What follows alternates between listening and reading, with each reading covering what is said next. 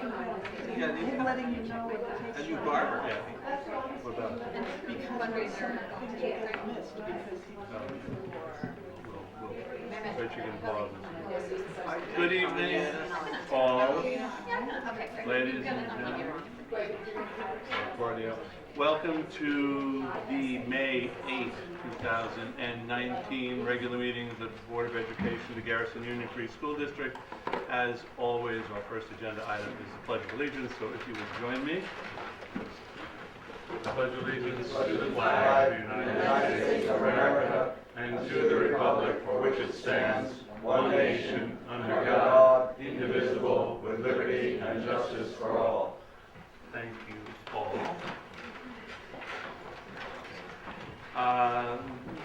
Laura, you and Alex are first up with presentations.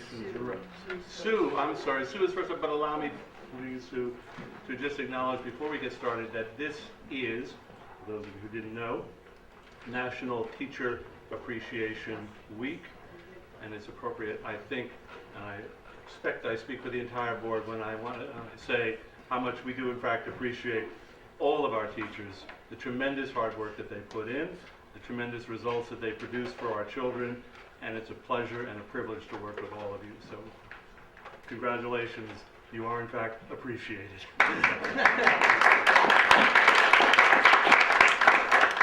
Okay, Sue. So tonight is the public hearing on the budget. So this will be the last presentation of this budget season. And I'll be very brief. As I said in other presentations, the expenditures for this budget will be $11,049,932. And you can see from this chart that 57% of that is instructional, 20% is employee benefits, 6% is general support, 7% transportation, 6% operations and maintenance, and 4% is from debt service.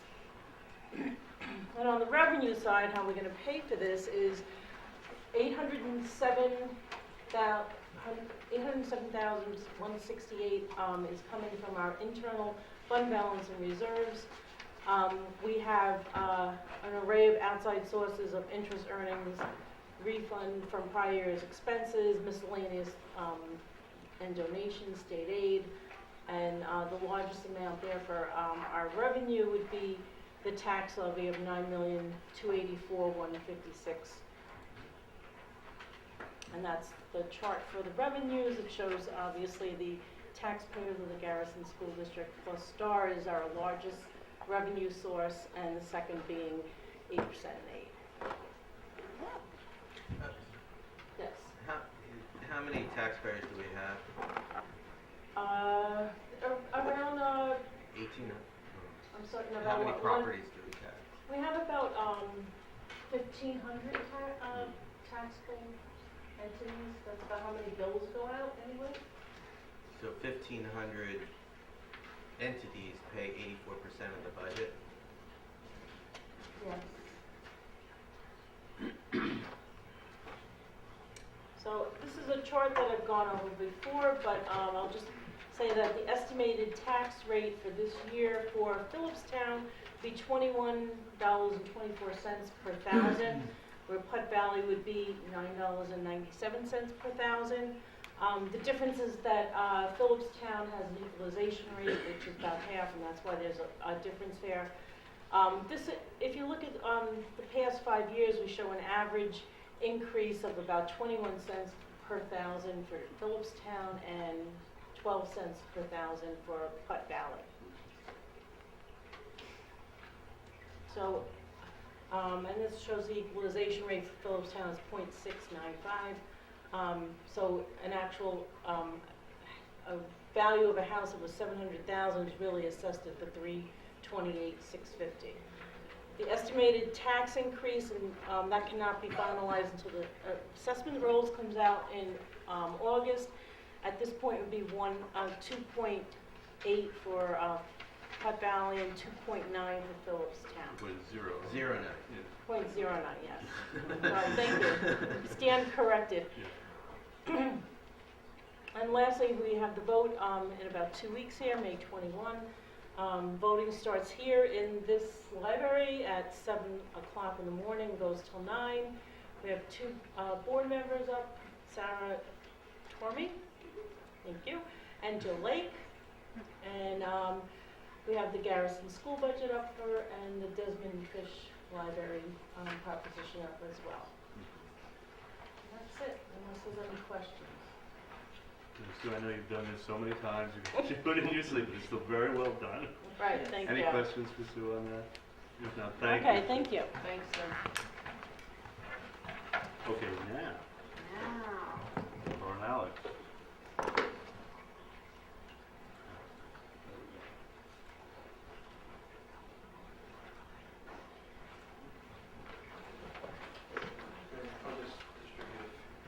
So what we thought to kind of expedite things, this is just a paper copy if you have any questions. Maybe take notes.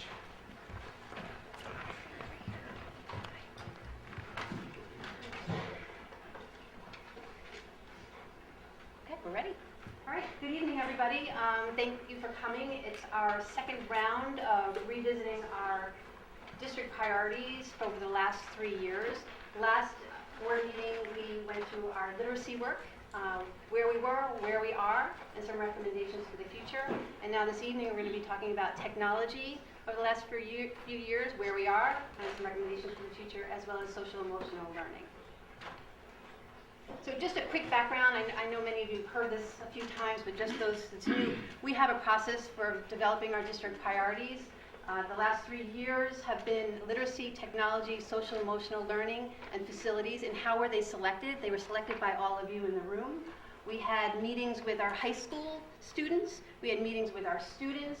We met with staff multiple times, as well as community and parent forums, and meetings with the Board of Education.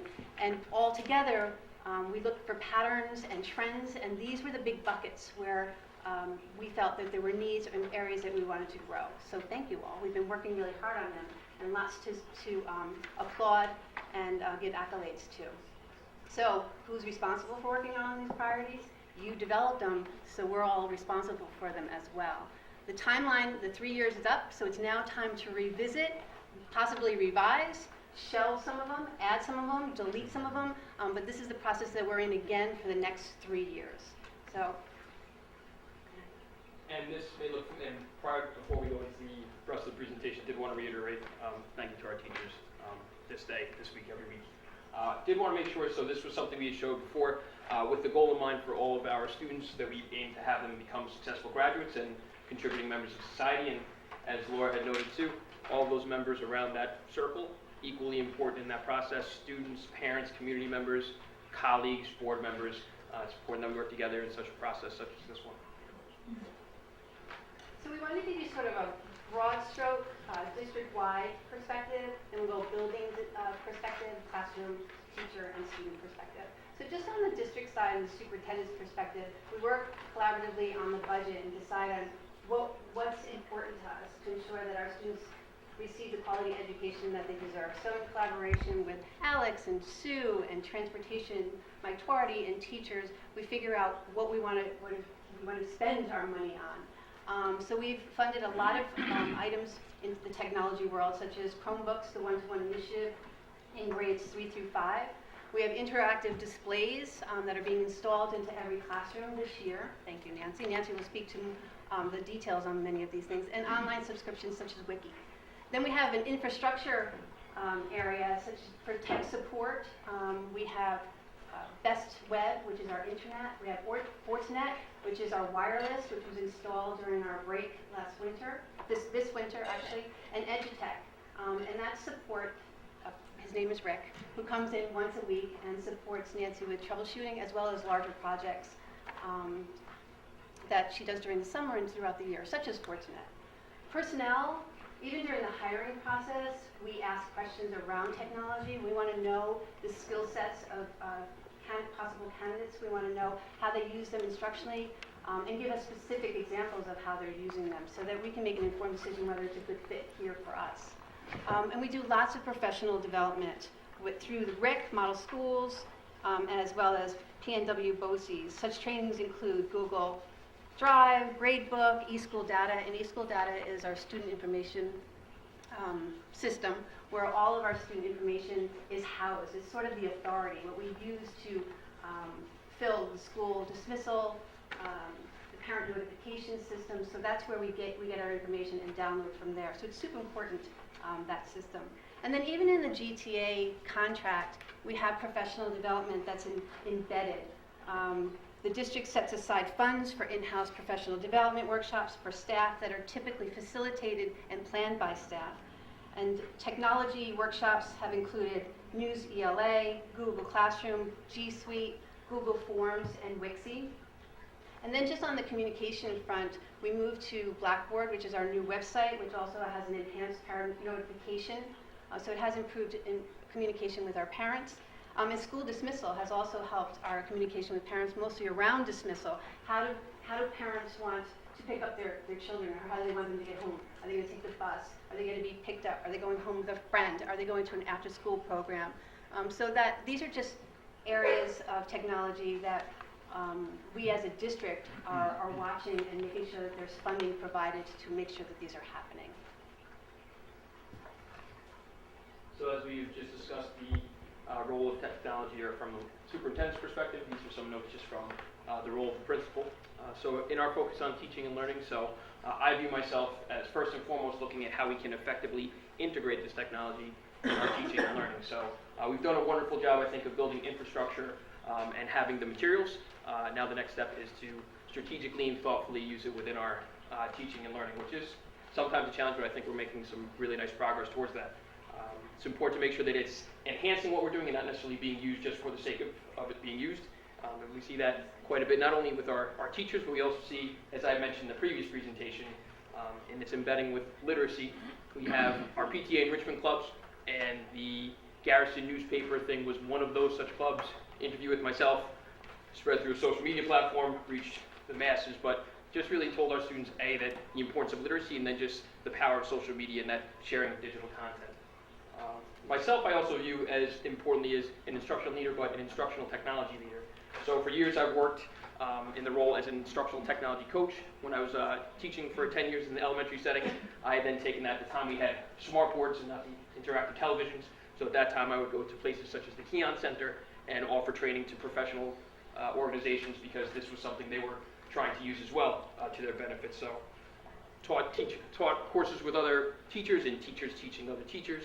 Had the pleasure of facilitating one of the workshops here where it was an overview of G Suite within only an hour, and we wound up going through quite a bit, or actually there was a lot more than we could have covered, but we looked at some of the extensions. One of the things that we've looked at are things like the read and write extension, just very powerful way of integrating in Google Chrome that text can be highlighted, then played at variable speeds so that students can take any content they find on the web through their Chromebooks and then just make sure that it's accessible for whatever their learning needs may be. So just one example of that.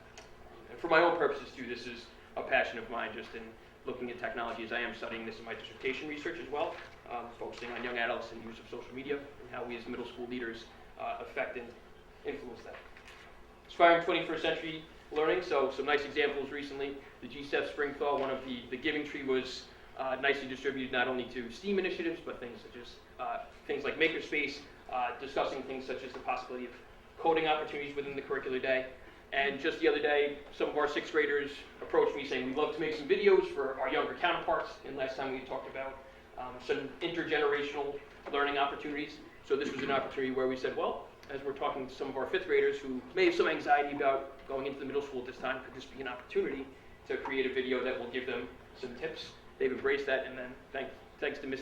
Diego and Ms. Van Decker, they extended that even further, having these students create various presentations on empathy, friendship, and of course that will go beyond 5th grade, but to our younger counterparts. So again, using the technology and really empowering our students to lead by example. And finally, as Laura had said, communication. So for my purposes, whether it's sharing the Cougar Corner, we did have Facebook, now I've tried to expand to the Twitter and Instagram platforms. It's just yet another way to really connect with our community and show all of the work that goes into each and every day in the classroom. And that's one of the powerful ways that we, I think, are embracing technology and using it. Parent portal, emergency notification system, those are all important aspects as well that we're noting. So. And now we will discuss technology in action. I'd like to introduce Nancy Romano.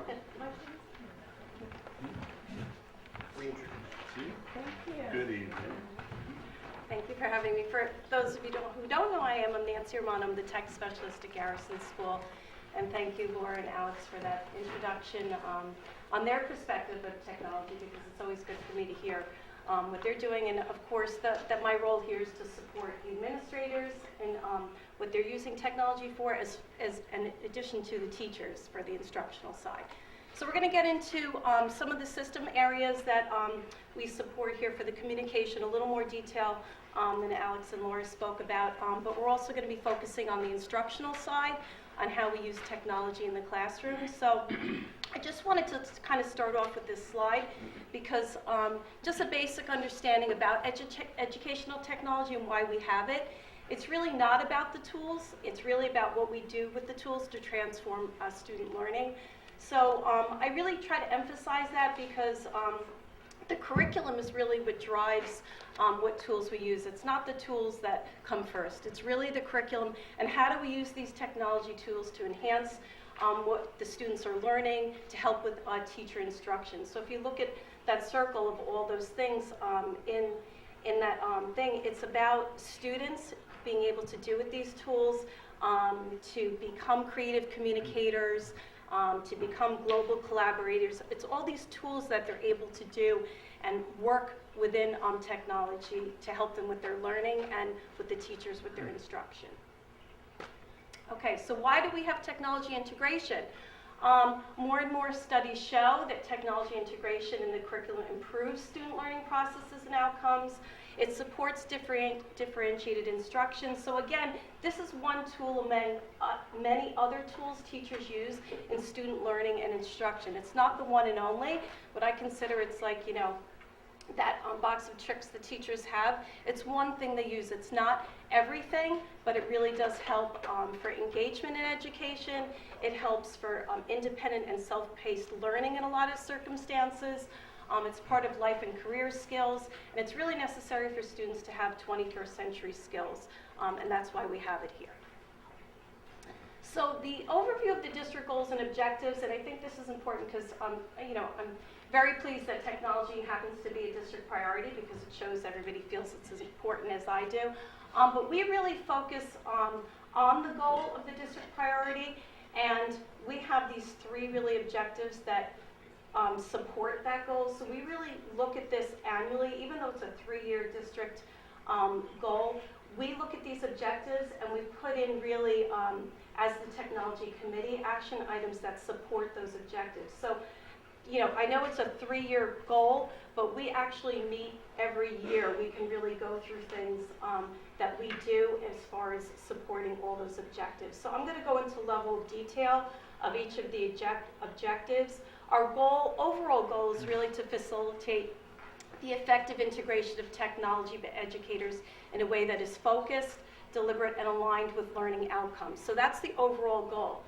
We have 3 objectives that support that goal. So the first one is provide greater access for students to learning devices, and I'll go into more detail on what we're doing in those areas. Providing teachers and students to access with online learning tools. And the third one is using online tools for more efficient access of information. And that might get into a little bit more what Laura and Alex touched upon as far as our communication tools with the portal and Blackboard. So the first one, provide greater access for students to learning devices. These are really many of the things we have done in our school in the past few years to support that objective.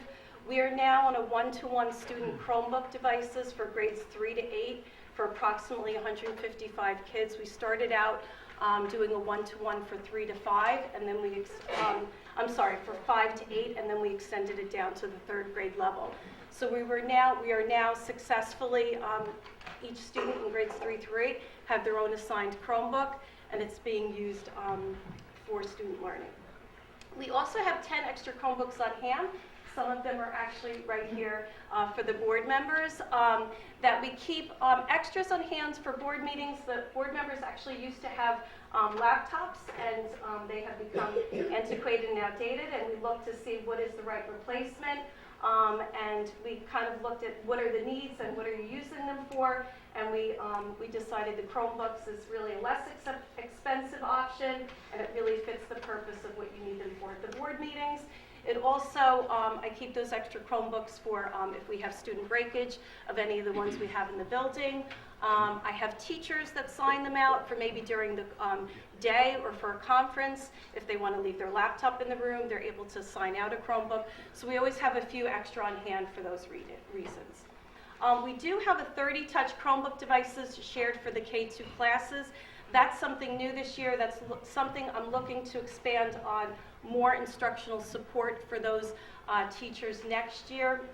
They've touched upon them a little bit this year, and some special ed teachers have used them.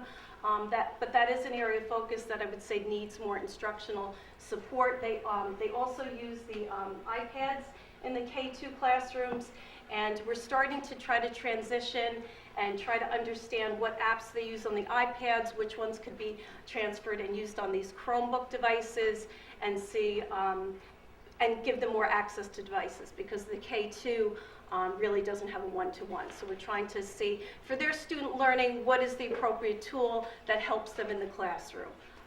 So we're focusing more on the K-2 grade levels. The smart boards. So we have, we actually replaced 18 smart boards in the classrooms. Starting in 2017, we started the process. Just a little bit of history about the new interactive displays. That the displays that are going in each of the classrooms, that was part of the Smart School Bond Act fund that we received funding for. So that is not, the displays was not coming out of any budget money. That was part of the Smart School Bond Act that we targeted that money for to replace all the old smart boards in the classrooms. We started in 2017. We've been doing about 6 at a time. We did another 12 this year. That brings us to the 18, and we will be doing the 5 left in the fall of 2019. And that will complete our replacement of all the old smart boards in the classroom. I think that's worked really well. The technology committee was a big part on when we did all the research on which display we wanted to get in the classroom. We did a lot of evaluation of different vendors. And it seems, in my opinion, that I think the teachers are happy with the ones we did select, and those are going very well. The nice part about those is the displays that we did put in the classrooms. We got the contract with the vendor that came with professional development. So it's about the whole implementation. As we're replacing smartboards and putting new interactive displays, the teachers are able to get up and running very quickly because they're very intuitive. But following that after they get the new smartboard, a few weeks later, they all receive professional development with the vendor who comes in and spends 2 hours to make sure they're comfortable with the tool, that they understand how to use it, and they focus on all the features they can use with that. So I think that's worked fairly well. Our wireless system, very excited about that, and I really appreciate this year for the tech committee, for our administration, to really looking at, that was something we desperately needed to do this year. I thought we probably could have gotten away with till the summer, but we were really struggling this year with all the devices. The students were coming to me, teachers were coming to me. It was brought to the tech committee that it was a little bit more urgency on really upgrading our wireless. So we did get that approved, and I want to thank the board for doing that. We actually put in a new wireless system over the February break. And we now have 42 access points in all the classrooms. So I think our wireless is in good shape. I'm not getting any complaints anymore. Students are thanking us, and the teachers are happy. So when I don't hear from anybody, that's good news. When I hear from everybody, I know that I have work to do. So that's working out really well, and that really puts us in a nice position. We have a Youth Summit Climate event coming here next Friday with outside districts, and really to be able to have that wireless access in all these locations, the gym, the cafeteria, the classrooms, without struggling with them connecting and dropping, is really going to make a difference even for that event here next week. So that was was really an exciting thing we did this year. And really, even for that, Sue, thank you for, I know she always tries to figure out where the money's coming from and that, and we were able to get some grant money and budget money, so to make it work, I really appreciate that that was upgraded. It was really needed this year. Our bandwidth. So I think Laura mentioned Best Web is our internet service provider. So we have a 3-year contract with them, which is just expiring, and Sue and I always reevaluate when the contract is up on whether we're going to go with that vendor again. Do we look at our bandwidth? Do we need more? So we are currently at 100 meg. For our new contract that starts July 1st, we'll be increasing to 300 meg. That's because, first of all, prices have come down with internet service providers, so we could get more for the money that we're paying, and we actually need to increase bandwidth based upon all the devices we now have in the building. So that's greater access. So I think we've done a lot to support that objective. Let's go to the next one. All right, teachers and students' access to online learning tools. This gets into a lot of the training we're doing. The G Suite training, Alex did some this year with the teachers and an in-house after-school PD. We also bring outside instructional staff in to help our teachers with training. So coming up in 2 weeks, I have an instructional coach coming from the Lyric Model schools to come in and do training in Google Classroom, forms, and add-ons. And the training that we have here, I put out a survey to the teachers to kind of every year we do a survey to find out where the needs are, especially when you have change in staff. You don't know what their expertise is in a lot of these tools. So we kind of looked at the highest ones where we felt we needed the most training, and that's what we targeted for this year. eSchool Data is our student information system. Teachers use it for attendance, for their grade book. That's where all the schedules are held. So we're doing a little bit more training with that. We're bringing in an outside person who supports us in eSchool Data, and they'll be coming in and doing training in June. Renaissance Star Training, again, another Lyric person from Model Schools who comes in and did training. That's our assessment tool and where they do progress monitoring. It's another system that we continuously, if they have changes to, we bring in outside people to train. The Lyric Model Schools PD, for those of you who don't know what that is, that's the Lower Hudson Regional Information Center. We are a member of Model Schools. They provide instructional technology support in all areas, and some of the ones we have training. So we get to utilize their staff, and we get to attend their workshops as well on topics that are relevant for us. In addition, in our teacher contract, we have after-school PD. This year we did Newsella, which is an online subscription we have for fictional reading. Wixie Technology, which you're going to see a little bit of student work on that. That's a digital platform creativity tool. Go Guardian Teacher Tool, for those of you who haven't or don't know what Go Guardian is. We have also in our school a Go Guardian software that we purchased. That really gives us monitoring on all the Chromebook devices. So we have an admin tool that at the administrative level, I can see what's going on the Chromebooks on a daily basis of the websites they're accessing, what students are doing, making sure they're staying on instructional and educational sites. But in addition to that and getting an overall feed, we have flagged activity that if kids do inappropriate searches, myself, Alex, Laura, and Ms. Diego get an email with a flagged activity that something inappropriate is going on. We look at it and see if we have to address that. It's helped us tremendously throughout the year in just addressing things that come up that we want to talk to the students about.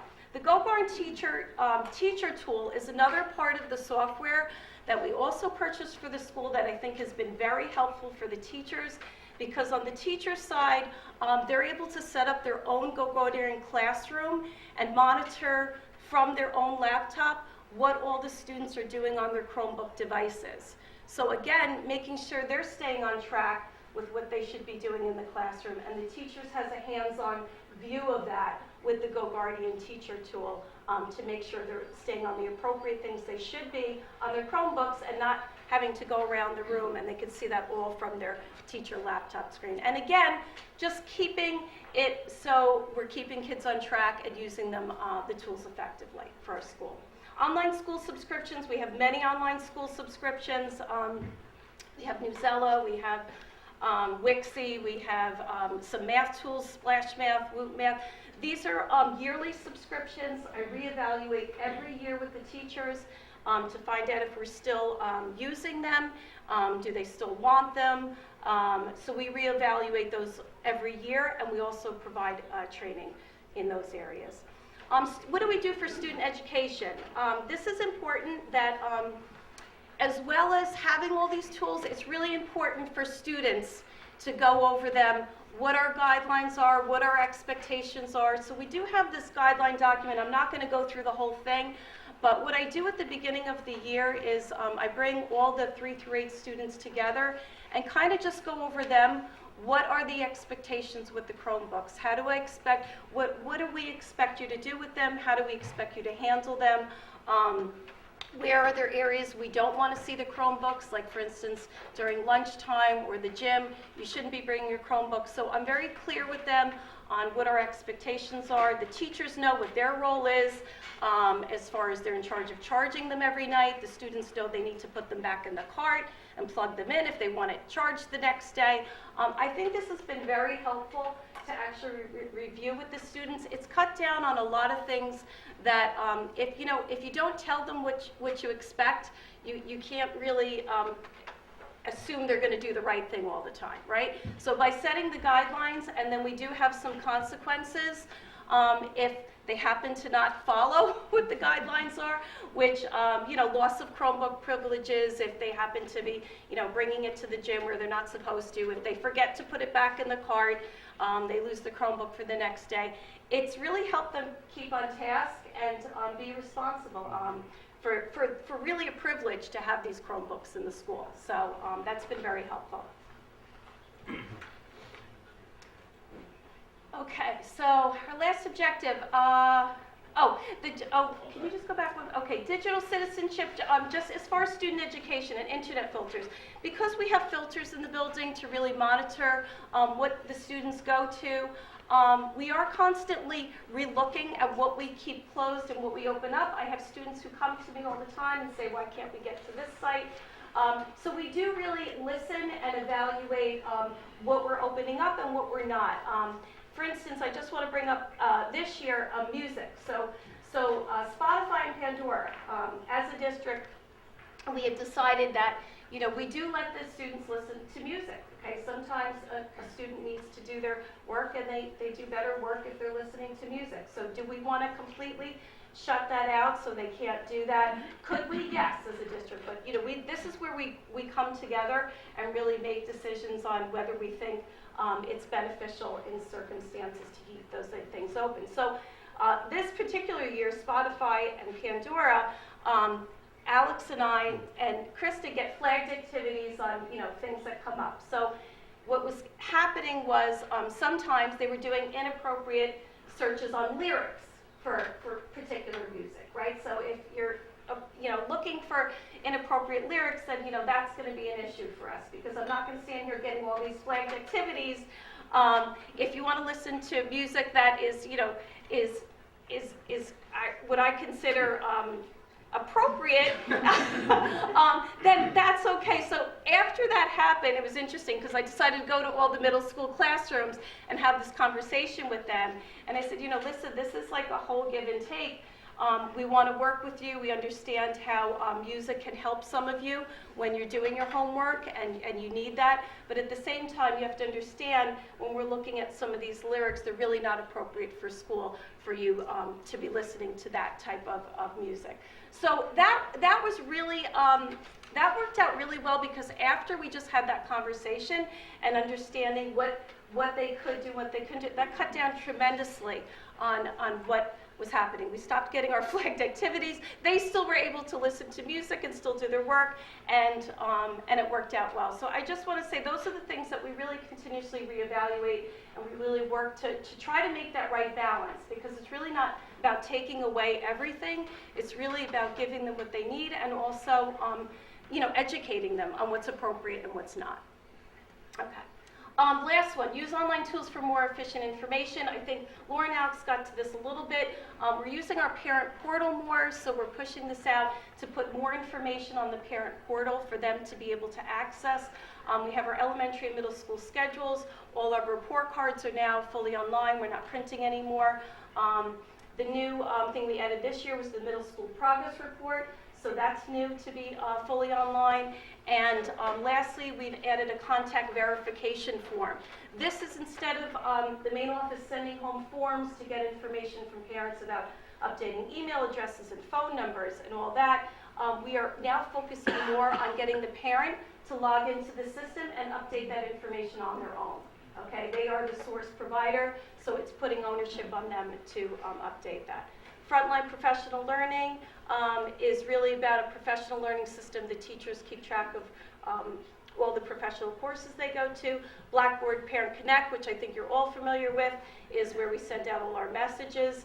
We do a full integration with our eSchool data system, which takes the data and brings that over, so it has the most current, up-to-date information with parent contact information of email addresses and phone numbers. And we've added a new feature that we learned about how to send group messages by grade levels through Parent Connect. So, that was something new we tried this year, that instead of sending out to the whole school, if we wanted to only target first grade parents or second, Alex was able to do that through group messaging. Okay, so now to the good part, right? These are some samples of classroom technology projects. I want to thank the teachers who did give me some just classroom projects. So it's just a sample for you to see. This is from the first grade, Mrs. Katz's class. They work with this, it's a Seesaw app. It's on the student iPads. And this is one particular thing they did. Can you just go to the first one? It just tells what Seesaw is. It's a video. So you could just play that quickly. Yep, just so you understand what Seesaw is. I think you have to go into present. Oh, there we go. Welcome to Seesaw. Seesaw is a digital portfolio that your students will use to showcase and share their learning. Students will add photos, videos, drawings, voice recordings, PDFs, and much more to their learning journal. All classwork gets organized in one place. Connect families to Seesaw and they'll be notified of every new post. Families only see their own child's work after it's been approved by the teacher. Now, let's get started. So that's just a little Great. introduction First of what It takes just Seesaw a is. I minute. think that's, yeah. And then Mrs. Katz kind of gave a description on how the first grade uses Seesaw. So they created audiobooks to share with kindergarten students. Can you just go back to that one? Sorry. They recorded reviews of places and things they wanted to convince others to try, and then the students look at each other's work and leave comments, and then the parents are actually, there's the parent connection, that the parents could look at the child's work and leave comments. So it has that capability. Thanks. So the first one, audiobooks, yep. If you just click on student one. So this is just, here we go. This is an audiobook that one of the students is reading. Clean house for morning. This is a nice mouse, but now it is dirty. Let's clean it up. Okay, Simone, let's clean it up. More mouse clean the bedroom. The bedroom looks just fine. So we don't have to play the thing, but you get the idea. The student is reading the book. There's another student who's actually recording it, okay? And then there's another, if you go to reviews, this is another example of a student who's trying to convince. Well, you're watching. Dog ice cream store. Have you ever had something good? Is chunky. Chunky is a fat yogurt place. So she's trying to convince the student to go to an ice cream store. So they wrote about that and why you should go to an ice cream store. So the student did a review, and then another student is recording it for them. The assignments can be created and given to extended learning offer practices in any subject area. They can post them anytime they want to share something, and students can post to help videos for other students. So that's just one example of one tool that teacher happens to be using in her classroom with technology and integrating it. Wixie, this is a third grade social studies project by Mrs. Earl and Mrs. Kuchera, who happen to be here tonight, so thank you for sharing this project they did with famous women in history. So that was part of celebrating March with the famous women history. Each of the students in the third grade did research on a particular famous woman, so there was writing involved, research and writing. And then the Wixie tool is one of these integration tools we did PD on this year, and the teachers were able to successfully work with that tool and assign for each student to do a write-up on their own particular famous women history. So, and there's sound that goes with it. So we'll just play one or two so you get the idea. Hi, my name is Hank Goodall. I was born on April 30, 1934 in Northern St. Louis. I also grew up there. I'm the best known for studying chimpanzees and their behavior in the wild. One interesting thing about me is that I created the Hank Goodall Institute for Wildlife Research, Education, and Conservation. So there's a whole slide presentation. Each student has their own slide here, and the teachers were able to put this together into one slideshow. This is shared with parents as home as well, so the parent can see the students' work that they did on whatever famous woman they researched.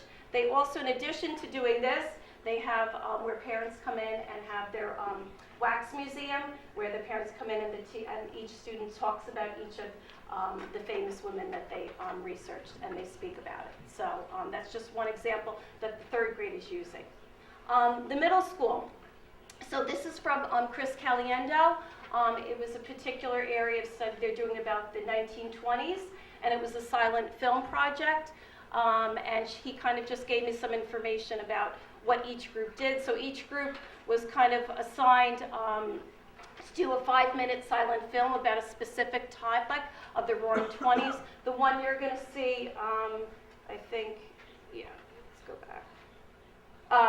This one is about, I think, the Henry Ford, right, movement. So it's a 3-minute film, but it was really done really well. So we're going to try to play it so you see. I thought it's really nice how it came out.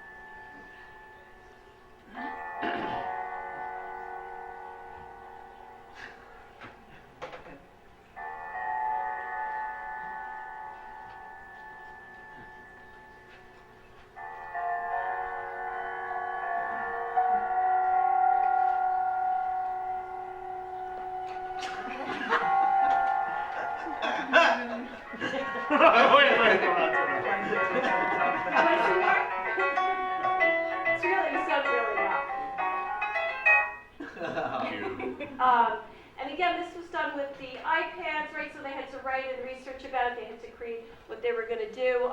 They used the student iPads for recording. They used iMovie to put it all together. It was really a nice project that the middle school did. So those are just a few samples I wanted to just share with you. There's many more other things going on in the classrooms, but those were just a few highlights. Recommendations going forward in the future, I would say I know Laura mentioned, we have EduTech in the building. We have an on-site technician here. So in addition to me doing the supportive technical in the building, we have an on-site network person who comes in once a week. Because we've had increased devices and increased in everything we're doing, I would say it's something we need to look at and possibly getting more support on having somebody on site more than one day a week. Our tech committee, I do want to really emphasize and really put out a shout out to our tech committee. All the members on the tech committee are Sue, Alex, Laura. We have many teachers on the tech committee that are Amy Kuchera, Chris Caliendo, Leslie D'Onofrio, Kim Katz, Stacy Rickey. We have 2 parents on the tech committee, Alex Clifton and Nick Sears.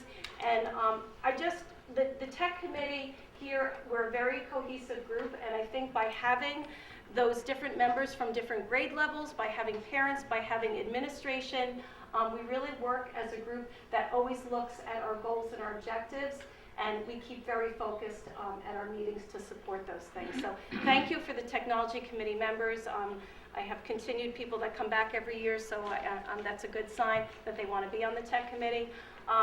As far as recommendations, I would just say, I talk to Sue about this all the time, the budget to support all this infrastructure and devices, that we're on a replacement cycle, that we're budgeting appropriately for all the things we have now, that we can maintain them, and making sure that the budget appropriately reflects that. So I work closely with Sue on that. Professional development, ongoing PD is very important, to have teacher-instructed PD, model schools, which is a new service we're going to look to with the Yorktown location of model schools, and custom PD we bring in as needed.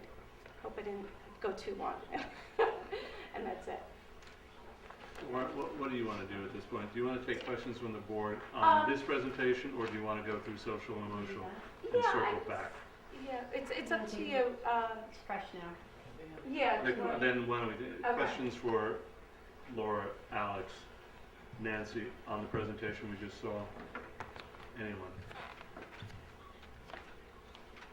Let's see. I know there was Magic hat here. one question the board sent when you were reviewing about budget. And I spoke with Nancy and Sue just about how the budget has changed over the last 5 years. And the budget actually hasn't changed, but we have been spending more.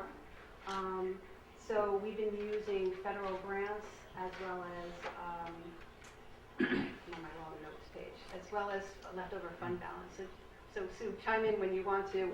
But this isn't sustainable. As Nancy was saying, we need to maintain our infrastructure and grow our infrastructure, and that we've been growing in devices, and at some point we're going to have to be replacing them. So, and we've also increased our professional development. So we've been managing, but probably need to revisit and rebudget. Absolutely, I agree with that. It's something that I think going forward for the next budget cycle, which even though we're just finished with this budget cycle for next year, for the 2021 year, I definitely see an increase in technology, because we have to manage all these new devices that we've gotten in and the wireless and stuff. So we didn't really budget for the increase on that. We're maintaining by a wing and a prayer, basically, is what's been happening. I'm sorry. We've laid out for the Chromebooks and for the increased bandwidth and for the The increased service. increased bandwidth actually costs less money. Well, So, so, and we're actually going to be spending less money going to Putnam North and Westchester model schools. Right. And why we were able to do the wireless really was because we had some grant money. So if you recall, half the money was coming from grant money to be able to do that. But just to keep up with everything, I just see that the budget's going to have to increase. It's not going to be able to be maintained at this point. I don't see it happening. I feel like at this, I mean, I know that talking to Nancy, Rick, who's our technology guy from Edutech, he's overworked. I think we're going to need to add at least another half a day in the coming future. That.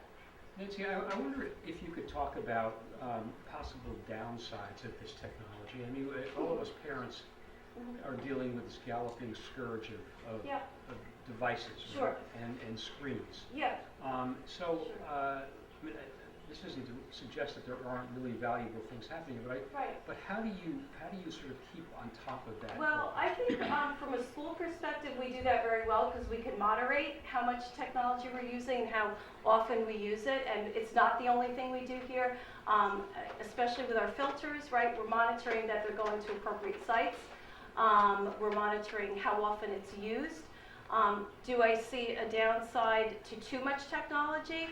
Of course, everything has to be done in moderation and a balance, and I think we do an excellent job here of having that balance among many other things of how students learn here. It's just one particular thing we use, and I don't think we overdo it. I think, you know, we have our art, we have our music, we have theater, we have different tools teachers use for student learning. So I think we do a very good job in using it appropriately and using it in the amount we do here. I would say more of my concern would be about at home as far as technology, because you know, it's again, everything is in moderation. You know, if we're doing so much here, but we're moderating how much we're doing it, what kids are doing, but then if they're going home and spending, you know, just hours on social media or on video gaming, okay, that might be too excessive screen time, right? So I think that's a home and school thing of how you moderate technology. It has a lot of benefits. I actually talked to this middle school students about, in my digital citizenship class, about all the pros, and we actually have discussions about what are the great uses of technology and what are the downsides, right? We see that more kids are on screens, they're not communicating more, right? They need to get off their devices and sit down and have conversations. You know, are they at home keeping the devices off the table, and are you having open communication with your students? Do we do that here in my class? Do I always have them on the Chromebook? No. I'll tell them to close the screen and we're going to have a discussion about particular topics. So I feel like with anything, you don't want too much of anything. All these kids are involved in great extracurricular activities, right? They're not just you know, on technology all the time, but it is part of the culture. That's what it is. The kids, right? I mean, my kids probably didn't have to deal with more of the cell phones until high school level. But now it's starting younger and younger, so it's more important as educators and parents to make sure there's still that balance of how much technology you have at home and how much technology you have in the school. So I think it's both a home and a school issue. Other questions? Thank you, Nancy. And other one? Great job. Thanks. Thank you, Nancy.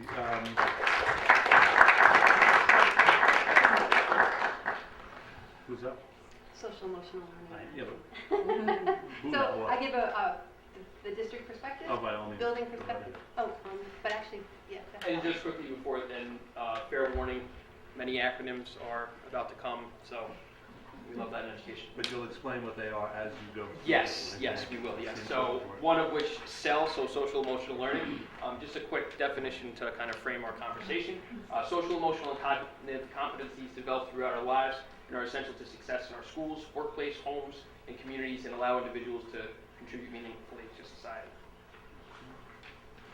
So just on the social emotional learning from the superintendents or the district level, again, it's a conversation around budget and how we're going to allocate our funding for resources, for workshops, for trainings, for coverages, for personnel, for time.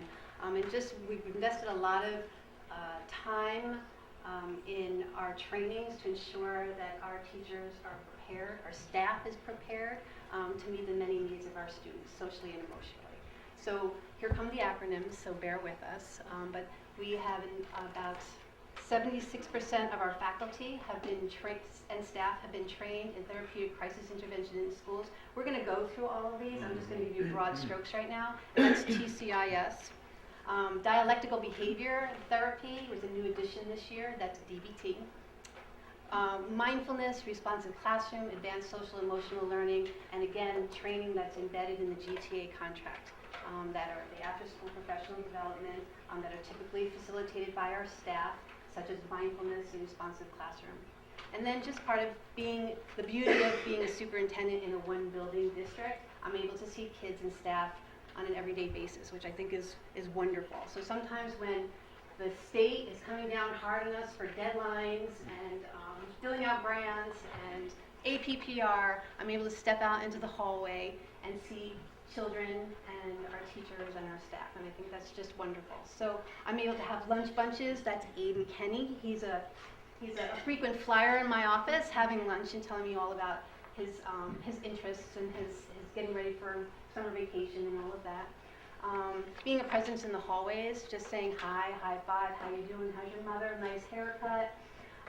Arrivals and departures, I think that's an extremely important piece of being there when students are arriving in the morning. You can answer questions on the fly with parents. You're saying hi, you're meeting, you're greeting, you're happy to see them starting the day on a high note. And the same with departures. see you tomorrow. Happy to see you. Hope you had a nice day. What was a highlight that you had? Just making sure you're on these little moves of checking in with kids to ensure that they're doing okay, they're happy, and that they have people to come to. This is just not me being present, but this is representative of the full staff. Beth gets frequent flyers all the time, people visiting her at her office and sitting with her in her space. So everybody is involved in the social emotional care for our children. And just being a role model, just, making good decisions, doing the right things, that kids see everything, they hear everything. So just making sure that they're hearing the right things and seeing the right things. And those frequent check-ins that I'm talking about as well. So it's a pleasure to be in a one-building district. And then once again, just from superintendent to the principal's perspective, so the acronym of Positive Behavioral Interventions and Supports, or PBIS. So this is a school-wide initiative around the 3 Bs: be safe, be responsible, be respectful. We have the PBIS reward system as well, which a number of our students have gotten into what they're earning points for, and it's wonderful to just commend students for things they may or may not be doing on a regular basis. Some things we've done, we've had the assemblies. Our school was one of the few that went ahead against the grain, I would say, because many schools opt to kick off their year by having a kickoff assembly. We felt that with so many different changes and it was a little too soon, we said, let's start mid-year when we're more settled into our system, and turned out great. So we had a January assembly, have spent the half year, and our goal was set at 60,000 points. We have in fact reached that, so all of us as a staff are getting ready for the lip sync, which will be, make sure I can share some video clips of that when we have that. That'll be a good time. We also have our Cougar Obstacle Course, which thank you to GSEF, that'll be tomorrow. Some staff and students that will be competing as well. As Laura had mentioned, our lunch bunches. So those are really some nice things that are important to bring our community together on a regular basis. Social emotional learning in staff meetings. I really try to make it a point to take a few minutes and celebrate success. It's been great having some videos provided of some of the great things we're doing in the classrooms, and we take an opportunity to just make sure that we're recognizing the great work that we're all doing.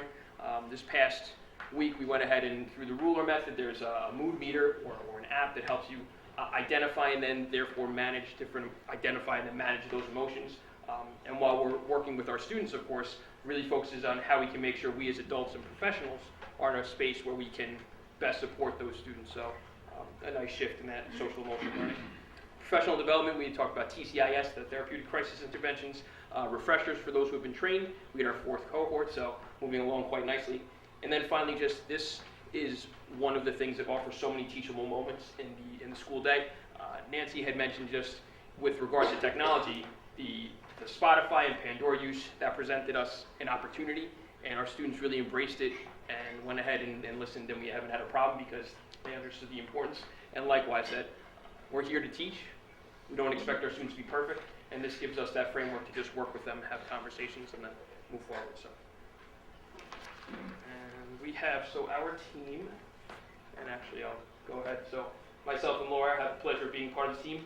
Marjorie Giuliano, grade 2 teacher. Mr. Matt Evans, teacher aide. Unfortunately, he could not be here this evening. Ms. Barbara D'Alessio could not be here this evening, one of our teacher aides as well. Melissa Devance, our nurse. Ms. Jessica Van Decker, psychologist. And Ms. Krista DiDiego, our school counselor. So thank you all. Great team, very supportive, work very hard, and you'll see that in the proceeding slide. So this slide should look familiar because this has been presented in this form before, but just to again frame the conversation, some of the long-term student goals or outcomes that we've laid out for if we explicitly teach our students how to be those 3 Bs, safe, respectful, and responsible, will foster a positive student learning environment which will allow students to thrive socially and emotionally, take risks in their learning, be independent critical thinkers, and achieve academically. And with that, I would like to pass it along to Ms. DiDiego. Stand up here. Hi everyone. I'm going to briefly just talk about dialectical behavior therapy today, also known as DBT. We began implementing this type of counseling in January for our students, so Jessica Van Decker and I co-lead groups. Just a little background about DBT. It's an effective type of counseling for students who have difficulty controlling their emotions and their behaviors. It addresses the relationship between both the individual student and the environment. And it aims to replace the problem behaviors with more skillful behaviors for our students, which are taught and practiced regularly. So these are the 5 main modules of DBT. So we spend a few weeks kind of rotating through each of these modules. Sometimes we feel like we need to spend a little longer, depending on how our group's running, we will. We always start each group with a mindfulness activity, and it really sets the tone for our students. They kind of know the routine. As of now, we have 3 groups total up and running. We have a 3rd grade group, we have a 5th and 6th grade group, and a 7th and 8th grade group. We're hoping next year we can get some more groups running. These are just a couple of quotes that I wanted to share from our students who are in the DBT groups. I feel like they are really connecting to the material, which is really nice to see from January until now, and really trying to implement those skills. They really look forward to coming and just making those connections in the groups and within the classrooms and at home with friends. In the beginning, in January, we gave each student a pre-test, just kind of how they control their emotions when they get frustrated, kind of what that looks like for them. And then we're hoping to give it to them again in June at the end, so we can kind of test, how successful we were, what we need to fix for next year and kind of going forward. And another main portion of DBT is homework for the students. And so we give them, whether it be a worksheet or on the skill we just learned, or we have them practice the skill at home or with friends or in the classroom. And then next time we meet, we go over the homework and we kind of talk it out and see, do we need to spend a little more time on this skill, or are we ready to move forward? So it's a little bit about DBT. Thank you. Introduce her as Ms. Martin Juliana. Safe, joyful, and engaging learning community where all the students have a sense of belonging and feel significant. All right, responsive classroom in the beginning. So one item you will see in practically every responsive classroom is the chime, which is over there. And it's a gentle way that I get the attention of the students.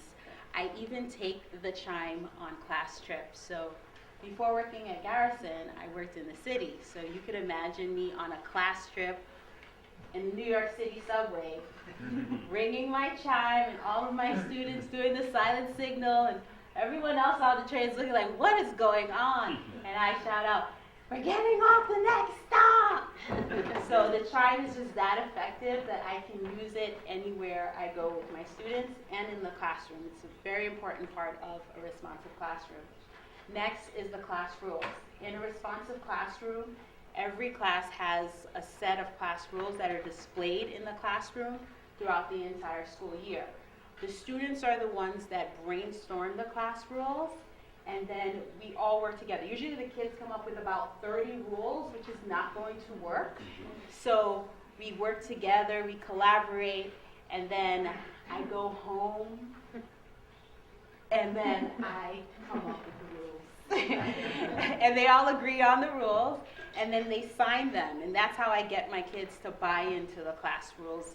They sign them, and then they stay up in the room, so we refer back to the rules throughout the school year. Finally, you have morning meetings and community meetings. Both are meetings, but both are very different. So morning meeting is made up of a greeting, share, and activity. And altogether, the purpose of the morning meeting, it gives me an opportunity to teach positive social interactions.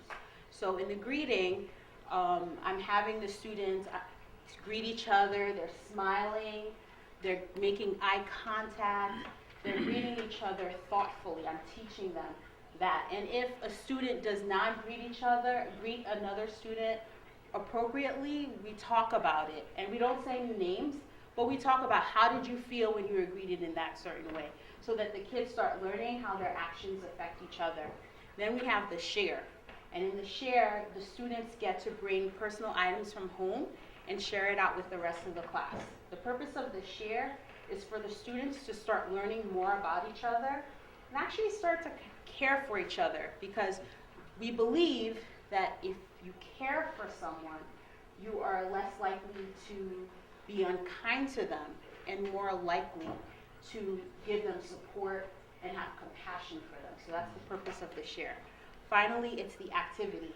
So that's also a joy factor where the kids get to play with each other, but I'm also watching to see how they're playing with each other. Are they being unkind to each other? How are they interacting with each other? And then that's another way that I can have teachable moments with the students. Responsive classroom in action. So responsive classroom allows students, creates an environment where students can take risk in their learning. So in the beginning of the school year, kids are often shy. They don't feel comfortable, especially if they think everybody else gets the information being taught and they're not getting it. They're less likely to raise their hands and say something. So I'm trying to create an environment where they're going to feel comfortable to let me know that they don't understand something. So they're not sitting on the rug the entire lesson not understanding what's going on. So this usually happens almost every year. There's a student, I'm teaching something, and then there's a student who doesn't get it and raises their hand and says, Mrs. Juliana, I don't get it. And then there's another student who gets it and is like, why are we doing this? I'm done, I get it, can we just move on? That is a teachable moment in a responsive classroom. I could just let it go or just reprimand the student and not make it a learning experience, but I take that moment and I talk to all the students. I'm like, wait a minute.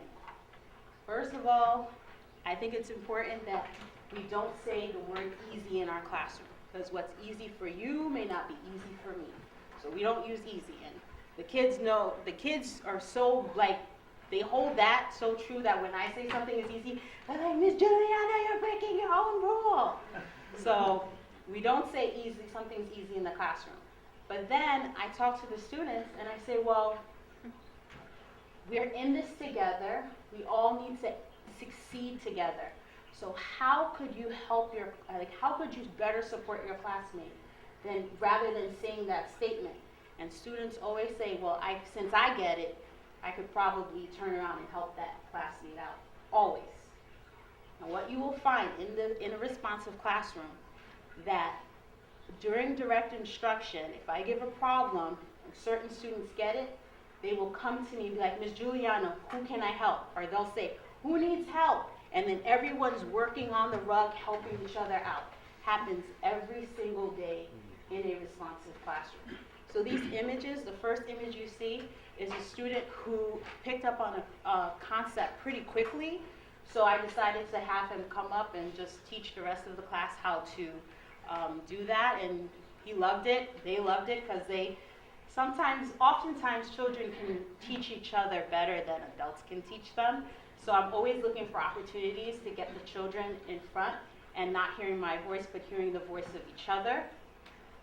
Here you have another example of a student, just helping another student on the rug. And they're always just working together and collaborating. And when I say take risk in a responsive classroom, the video is of, a student who's pretty shy, and mom told me, oh no, he's not shy at home. He writes songs, he sings. I don't believe it, but I got him at the point where he was able to perform a poem he wrote, a lyric poem he wrote in front of the entire class. Make big screen, big screen. No? Yeah, big screen.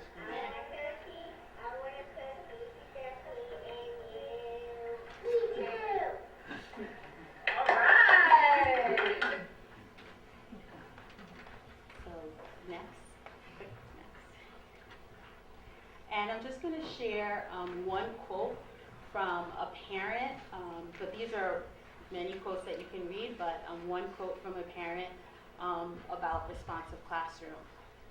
The way students are allowed to ask each other for help and contribute to each other's success has had a real impact on my daughter's classroom experience this year.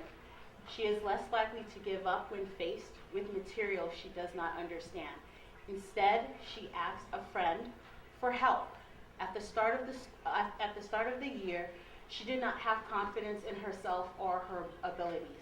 Throughout the year, her confidence has skyrocketed, and with it, her reading and math levels. She routinely comes home with stories about how a friend helped her understand the math work or how she worked with others on an assignment. She's learning to collaborate with her peers as she learns new material. And that is responsible.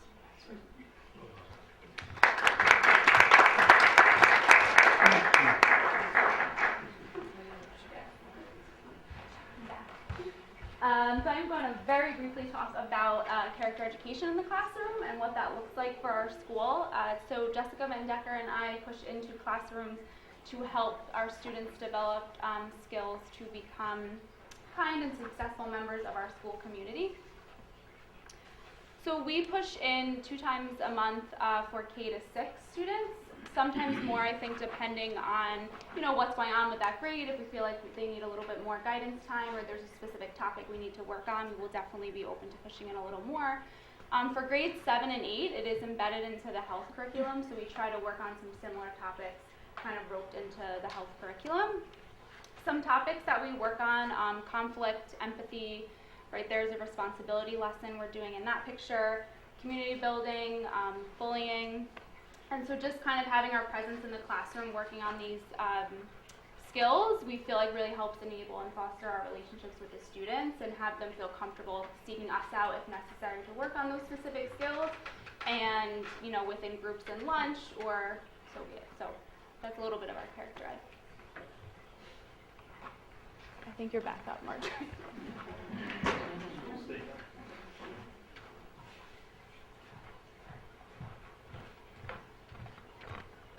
So something else that we do in our school is mindfulness.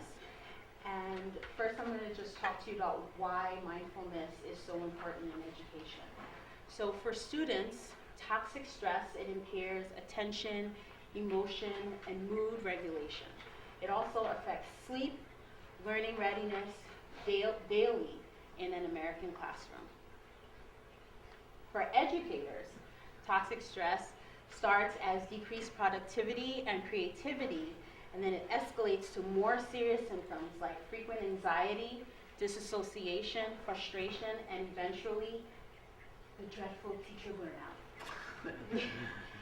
And for parents, toxic stress can lead to a parenting style that looks more like a to-do list rather than an empathic, present-centered relationship with a developing child.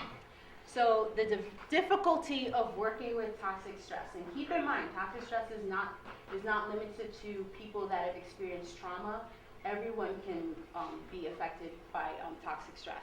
So when you're experiencing stress, it's challenging to work with because your stress response, it taps into that more like survival hardware mode in our brains, in our evolutionary biology. So when a 4th grader tells you, I felt like I was going to die when they were taking a test, the child is not exaggerating. Like her body is responds, like her autonomic nervous system is responding the same way it would respond if it was feeling like it was in actual physical danger. So our solution is mindfulness. So I have this amazing quote for you by Bruce Lee. Under duress, we don't rise to our expectations, we fall to our level of training. The development of mindfulness is a moment-by-moment awareness of our thoughts, emotions, sensations, and surrounding environment. That image is an image of that's located in our classroom. It's the Zen Den, where children can go to calm themselves down. Mindfulness in the classroom. So I have a few mindful activities that we do in our classroom currently. So at the bottom, you see where it says movement meditation. We do this in the mornings, and it's really just the children are moving, and as they're moving, I'm guiding their meditation. They have their eyes closed, and I'm telling them to think of a happy thought, and then they're thinking of a happy thought, and they're shaking, and this really gets them to focus right before we start our day learning. Mindful breathing, that is an example of children having a more control, they're controlling their breathing. Keep in mind, all of this, I'm training them at a time where they're not in a stressful state. So when they are in a stressful state, they are already trained and they can rely on the skills. So the mindful breathing is like, if you're stressed out, you'll start to breathe quickly. Mindful breathing, you've already been trained on how to slow your breath. I was just using mindful breathing right now, right before I came up here. Zentangles. So Zentangles is it's repeated drawings, and that's to increase the focus and awareness. And then we have this fun activity called rice and beans. So rice and beans is a bag of dried rice and dried beans where the kids have to stick their hands in, and I vary the amount of beans I put in there, and then the kids have to fill through, and that helps with like that tactile stimulation, but it also helps the kids to be focused and filling through, looking for the beans, and they place the beans on a plate. And finally, we have mindful walking. This is so beautiful. So what the kids do is they have to walk mindfully in different areas on the school grounds, and they have to observe their environment. They cannot interact with each other. In the beginning of the school year, they were only doing it, they could only successfully do it for about a minute or two, but now we're at 6 to 7 minutes of them observing their environment. And here's a video of one of the students talking about what she observed. But you're gonna have to maximize it because it's super small.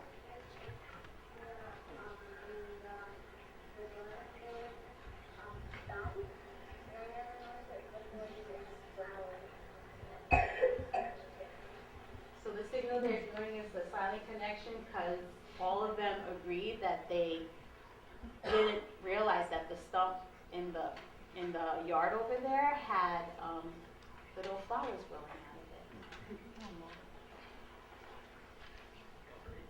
Okay.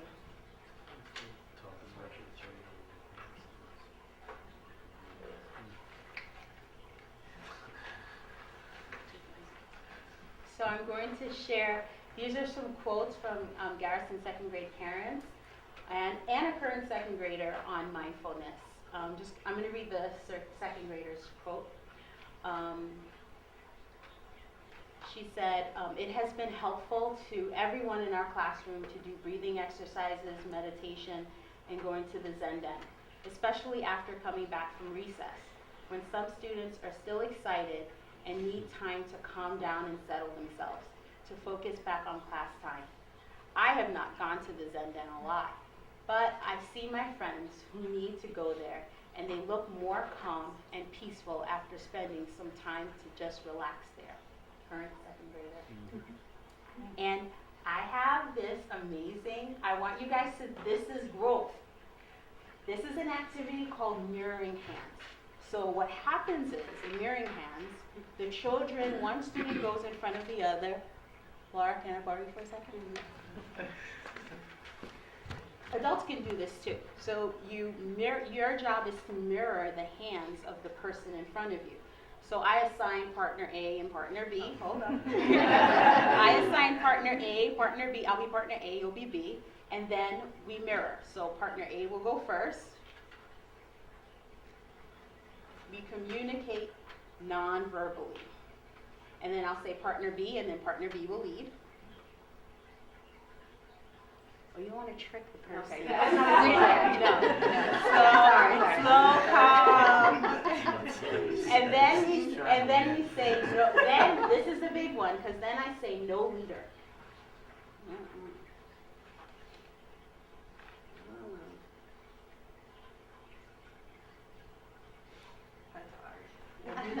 So you're going to see a video. Thank you, Laura. You're going to see the first video is when we first started this in September 2018. Oop.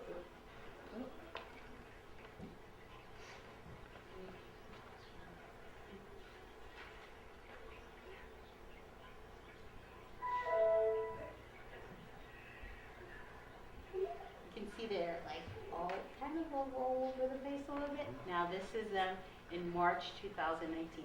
Make it big.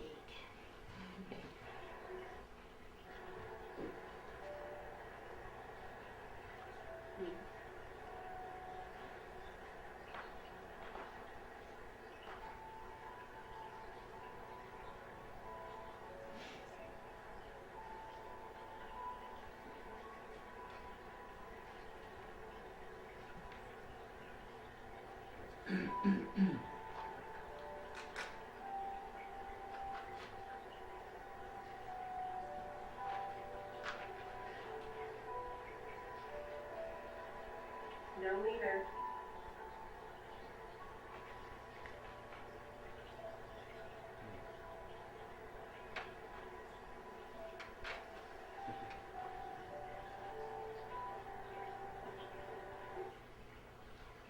And that is mindfulness. Thank you. Thank you.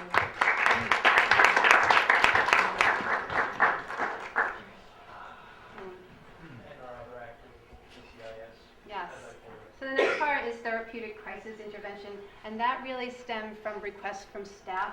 We've noticed some behavior in students, and we weren't equipped to teach them the coping skills or to help de-escalate when they hit a certain crisis situation. So right here, this just shows that iceberg scenario where we see behaviors on the top, but those are the least representational of what really is happening in many of our students' lives. There's trauma, there's short-term trauma, there's long-term trauma, and we're trying to figure out what's triggering certain behaviors, some pain-based behavior, and which is often seen in aggression, running away, self-injury, defiance, and an inability to regulate emotions.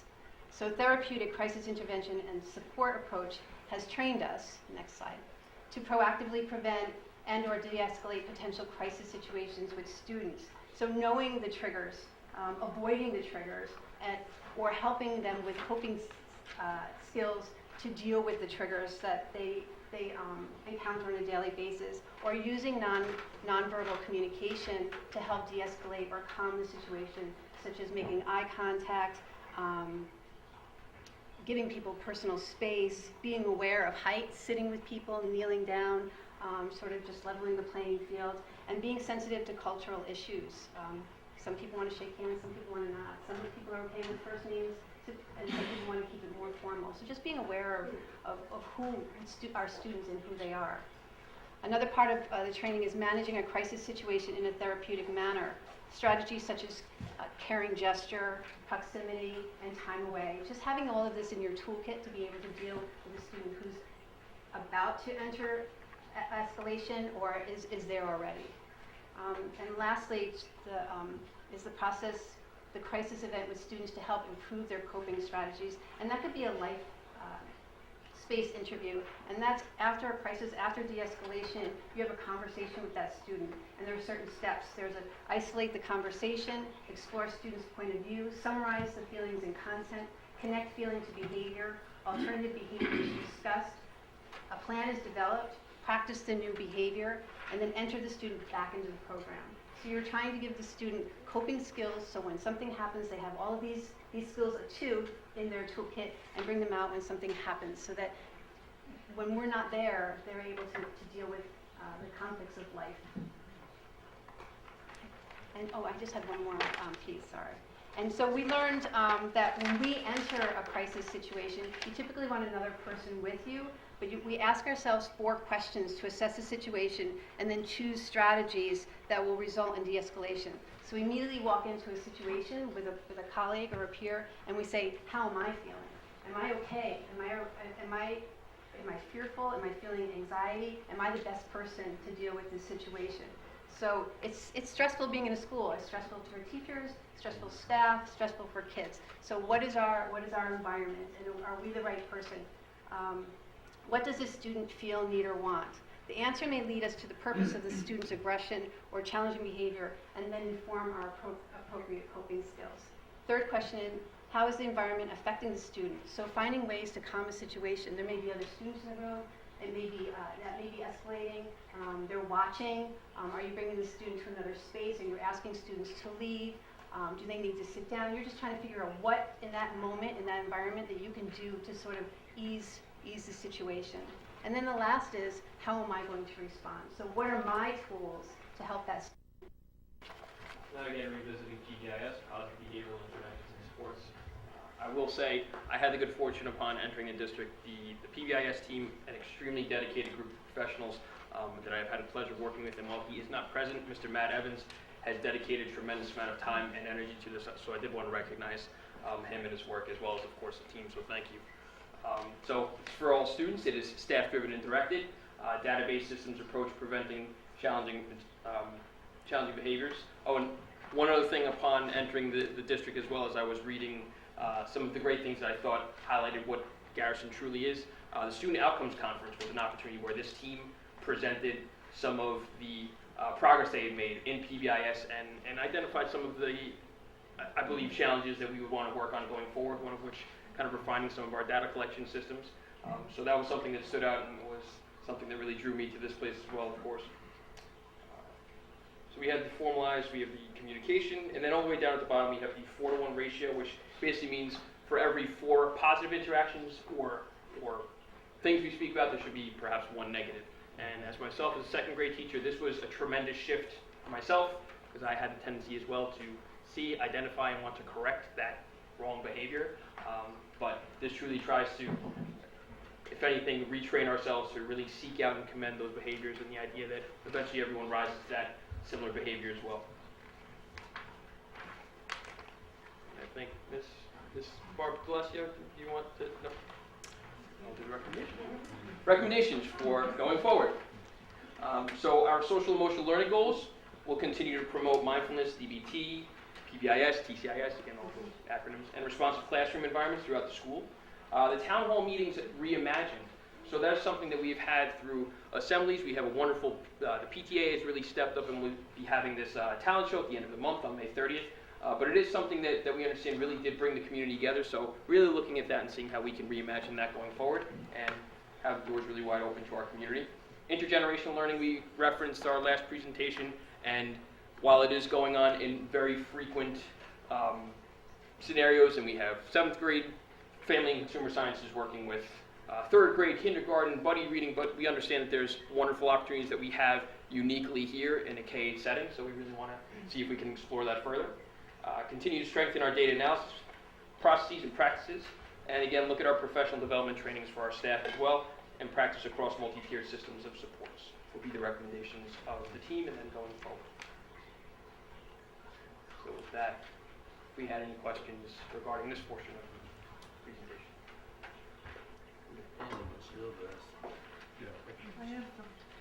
I have a bunch of sort of questions and comments. So I heard that on Teacher Switch Day, Mrs. Giuliano talked with the 8th grade. And I heard that those students thought that the responsive classroom was amazing. Now, I think that middle school is very stressful, and I would love to see the responsive classroom incorporated into homeroom. I mean, wouldn't it be amazing to start the day, connect with your fellow students in that way? And it's interesting that these two things are tied together today, because the tech, I have an article here from the NIH on how using technology causes loneliness and depression in children, and it also can cause less curiosity, lower self-control, more distractibility. So it's interesting that these two things are together today, but I think that the responsive classroom could help our middle school kids so much, because it's such a big leap to go from 5th grade to middle school. So I am sort of preaching here. I'm sorry to preach. Anyway. I think you make a good point too, that when Nancy was speaking about the balance of moderating and between the use of technology and the screen time, what have you, that this does represent truly that we have a balance of practices, that while we have accessibility, we try to be mindful of that and really have that spectrum of practice, so we don't necessarily spend too much time in one facet of learning or the other. So, yeah. Point taken. Yeah, absolutely. And I have one question about your goals for social and emotional learning. could we include instruction outdoors? Because we know that being outdoors. I'm sorry, could you speak up? I didn't hear what you said. Yeah, could we add instruction outdoors? Because we know that outdoor education helps children regulate their distraction. Connecting to nature has so many wonderful outcomes for children. And gee, there's a lot of information on it on the environmental education website. Okay. Other questions, Courtney? Did you have something? I'd like to, I echo a lot of what Jill said, and I can, my own, I had an 8th grader who raved about her experience with the responsive classroom on Teacher Switch Day, and I'd love to see that implemented more, particularly in middle school. I'd like to hear more about, I mean, thank you so much for all the presentations. There's a lot of articles and we've gotten presentations about mindfulness before. There have been times where there's been a school-wide mindfulness activity just for a few minutes in the morning when announcements are read. Is that a possibility of bringing that back? It doesn't have to be full classroom, immersion experience, but a couple of minutes that spreads for the whole school community can have a huge lasting impact, I think. And we've certainly we've gotten presentations before about the importance of mindfulness, so I'd like to see it be integrated into all the classrooms as much as possible. Let me just follow up with a question based on, there were town hall meetings on a fairly regular basis in past years. I never understood why they stopped. Was there a rationale for them stopping and an educational purpose in it, or whatever? I mean, it was not. It seemed like something that was going well here. So did you have a reason for stopping it? Sure, and the way that's been framed to the staff and to the students was that we had taken some things. We had the mid-year rollout of the assembly, so earlier on in the year we didn't have as many opportunities as we had hoped. So perhaps next year, as we had talked about, maybe there's more opportunities for our school-wide to, instead of having the year within only a week, there might be an opportunity to then look on a monthly basis and reimagine that. But we had framed it, I had a lot of students coming initially in the year saying they wanted to demonstrate various talents through the town hall meetings. So what I did discuss is having a balance, basically, of having the monthly or every other month assemblies where we brought the school together starting in December, January. And then we also have, as I said, the school-wide talent show. So we have about, I would say, at least 30 students or so participating in that. So did try to, I guess, extract facets of that so that we still had that ability, and of course it was open to the community. We also had the scooter race along with the dodgeball, which many of us enjoyed experiencing that as well. So I think it's absolutely very important to make sure we have those opportunities and continue that to make sure that we bring the school together as much as possible. So absolutely why we made sure that should be, if anything, reimagined or looked at as well. I think coming together is really important, but one of the things the town hall meetings brought was, rather than a big event, were the small moments of, a teacher could nominate a student to read a particular poem that they wrote in class that was just a short moment. Maybe it was a big breakthrough from them. And it also really had a chance to bring, our grades are so separate. Everybody stays within their, 3rd grade, 4th grade all have to do their own thing. And it was a time where the grades could mix and see what other grades are doing, see what they had to look forward to. And it didn't have to be a big event. And just those small moments, which I think were hugely important. And the other question I have is about PBIS. There was a big assembly, big kickoff to it. Kids were really into it, and from what I hear from kids I've talked to is that it has dropped off. It has faded away. Kids say, my badge just lives in my locker.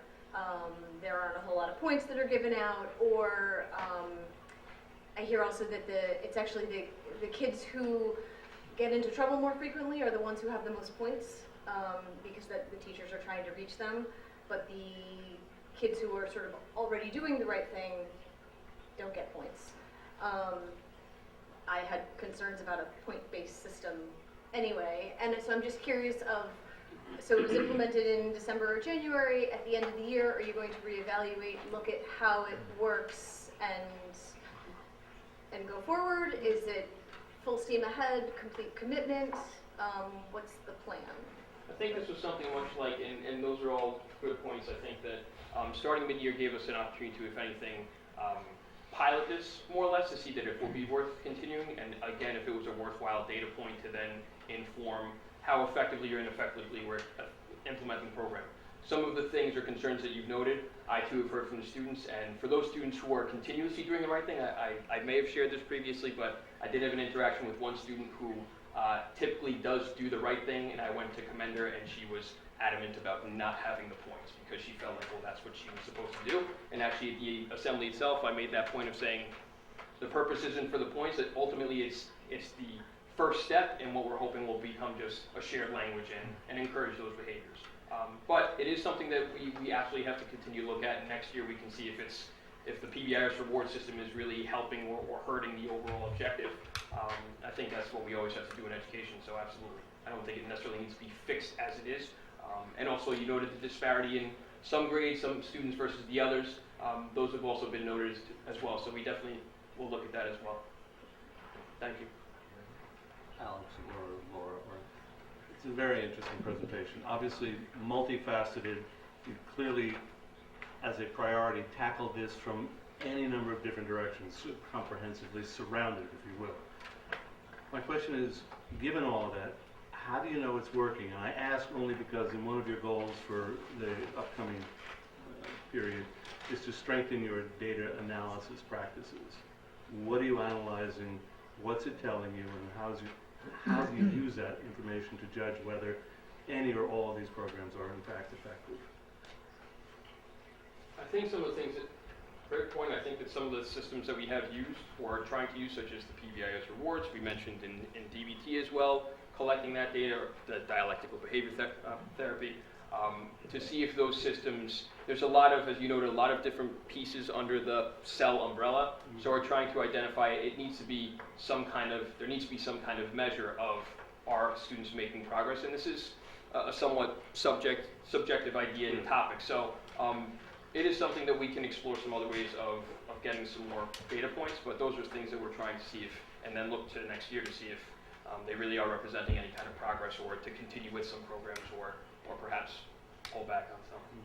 It's clear that everybody's working really hard. Teachers are working hard, engaging and going through professional development in these initiatives. And I think I wanted to echo Ray's point that determining what is effective and what is not and how we do that is really important in affirming the time commitment toward the professional development and recognizing and appreciating the amount of effort and focus that the teachers have put in. And I guess one of the things that the board might want to hear, and I think it's important to sort of feed back to the community, is that this particular, whatever initiative you're having, whether it be responsive classroom, mindfulness, whether it be PBIS or is it TICS? Yes. Very good. Close enough. Well done.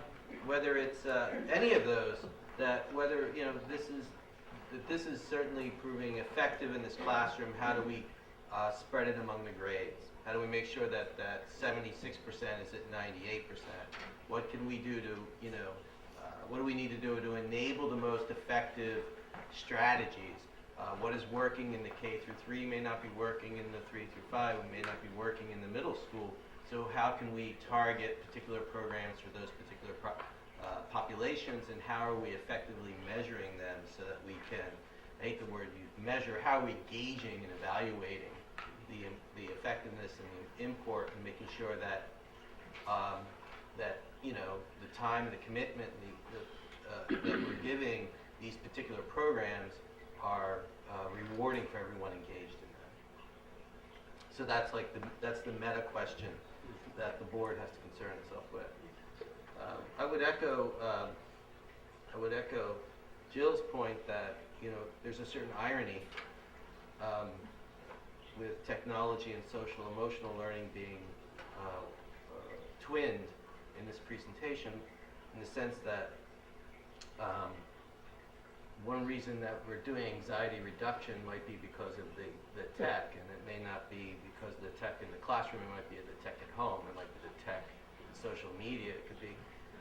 One of the things I'm concerned about is our presence on social media, student presence on social media. So it's very important that we are mindful of how we're using technology, and that technology is providing us the opportunity to be mindful at the same time, and controlling that, so that it seems to me very important that we are aware of that. As well as the, when you're using technology, especially when an organization uses social media, certain liabilities exist in that. And I don't mean that, there's certain legal liabilities. How we present individuals in the public sphere. And that's a concern that we should have. How students present themselves on social media, how we present students on social media. I try not to go to the worst case scenario and think about identity theft or whatnot, but there's a reason I don't put my kids' pictures on the web. And because they're so damn cute, who wouldn't want to steal their faces? I'm just joking. Okay, so, but it's something to think about, seriously, quite seriously, is how these two things overlap, and how, you know, they can serve each other. Laura, you just have two more quick slides, right, on additional meetings and discussions you're going to be having with respect to the goal development process.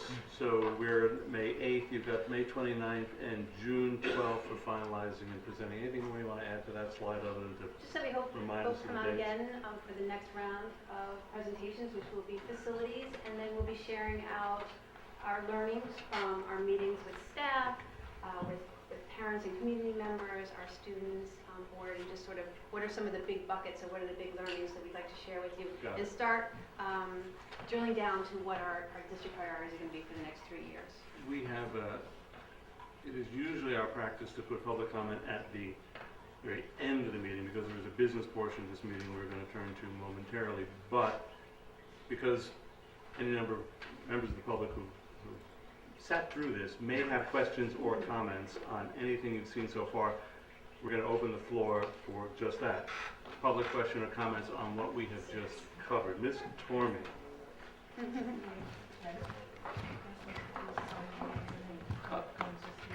Sign your name when you come to speak. Is that a new thing?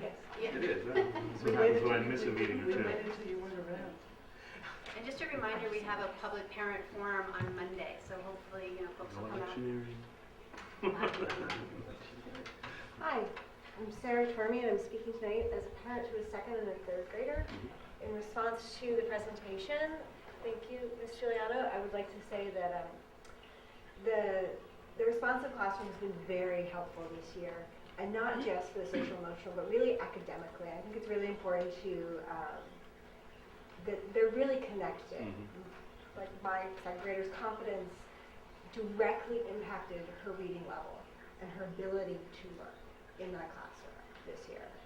So I think it's about a lot more than just, you know, how they feel, and there's a lot to this that impacts their academics. So comment on that. I had a couple of questions as well. The first was, do we have a policy on personal devices for students in the school currently? Like, because I know we control what they see on their Chromebooks, but like if they have their cell phone with them, they can see whatever, right? Because we can't monitor that. Is there? Are they allowed to bring their cell phones? My kids don't have cell phones yet, so I don't know. They steal mine, but. We basically, the policy is that the students are allowed to have the devices but are asked to secure them and then silence them and put them on vibrate in the lockers. That doesn't always happen, but to your point, if they have their own devices not on the network, they couldn't access the network, it's not open. But that is a concern if that's what you're noting. And that's, by the way, that's for all grades. So any grade can have a device, but they're responsible for making sure it's secured away when they're in the building. It's not supposed to be on their person. Yes. Right. Okay. And then the teachers are then responsible for enforcing that? It's a case-by-case situation, and then if anything, what I will often do is, if it's brought to my attention, then I may either speak with that student, then we have, of course, if it's the first time, I hold it to the end of the day, hand it back to that student. Second time, I reach out to the families. But our teachers do a good job of making sure that it's not necessarily, whole point is that it's not disrupting classroom, so. And then my other question was with relation to the ES data, I believe. Is there a plan for the middle school and perhaps lower grades, but I'm not sure how useful it would be to have more data available? Like I know, like test scores, things that are happening in real time on that. Are you talking about the portal? Yeah, the portal. So instead of just like report cards and things, could you get your kids, homework assignments and homework, how much homework have they done? Have they not done enough? Is that possible with this system? Well, there are different features you can make public on the portal. We have started with the things we've rolled out, but every year, we discuss with the administrators and teachers about other things and even parents about other things that might be able to be put available on there. So there are other things. It's just a matter of you're deciding what you want to, post to the portal, make available, and what you don't. Okay, so. Okay, thank you. Thank you. Thanks, Sarah. Thanks, Sarah. Other questions or comments on what we've seen so far? Yes, could you come up, sign in, introduce yourself?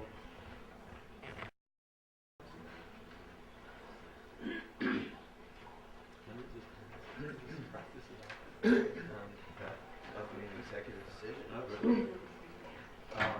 My name is Ksenia Patel. I have 3 children in this wonderful school. And I just wanted to comment on this emotional, social well-being thing. Because my youngest has suffered from anxiety this year for the first time. It's something new, and I've been trying to dig to the bottom of it. And this whole mindfulness thing sounds wonderful. Unfortunately, she's not in 2nd grade, so she hasn't experienced these wonderful therapeutic processes that are going on. And I'm just wondering, I understand that legally we have to have these lockdown drills, but I know that it's really negatively affecting at least my children, and I hear from many parents that their children either cry during these sessions, especially the little ones. It's a very freaky thing to hear this is a lockdown, lockdown, lockdown on the announcements and have to hide with your teacher in a closet or stay quiet for no apparent reason. It's terrifying. And is there any possible way we can change this process somehow? Because I know that it causes anxiety. My son, who's in middle school, asked me for some kind of cross or something to put in his locker earlier this year because he doesn't feel safe. And he said, well, Mom, there's school shootings. We have lockdowns for this reason. We live in a dangerous world. If we keep bringing this to their attention, that there are threats, that we have to be safe. We are safe people. We have all this safety happening. I think that word is being totally abused. I do not use the word safety at home. I don't say I'm a safe parent. I don't teach my children to be safe people. That's just a given. That is a feeling I think a child feels when they are in a secure environment. And I don't think this word should be used constantly, because then it makes a child feel that there are threats. That, I have to be safe because I'm in an unsafe place. Or what my child asked me what a safe person is. She goes, I don't understand. We Garrison students have to be safe people. What is that? What is a safe person? You taught me to be a safe person. And I always figured if a child is responsible and behaves appropriately, that is technically a safe person, is it not? And I don't know. That's just my opinion, and I've seen how it affects my children. And I think we have to use the word safety a little more cautiously, a little less frequently, and maybe we could figure out a way to make these lockdowns less horrific, especially for the little ones. Thank you. Thank you.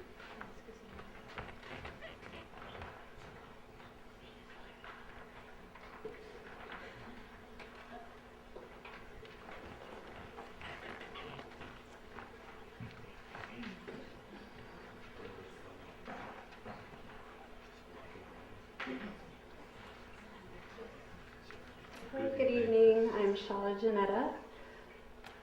The responsive classroom sounds amazing. It sounds like we should have had that a long time ago.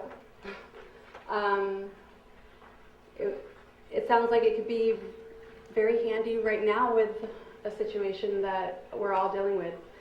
I feel toxic stress in my school. I feel it all around, from other parents who I speak to children who are frustrated, who aren't believed, to teachers that are in a union. I feel like there's toxic stress everywhere. And Mrs. Giuliano, I don't know how many of you we can get, but I feel like we need to do it now. Like right now, with a whole bunch of Mrs. Giulianos that know how to do this, because that's a great way to deal with stress, and you need to talk about it.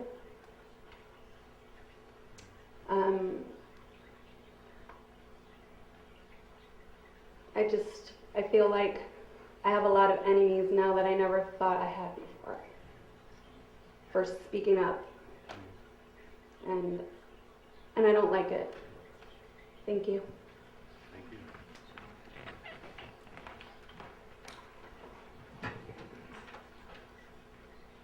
Other comments?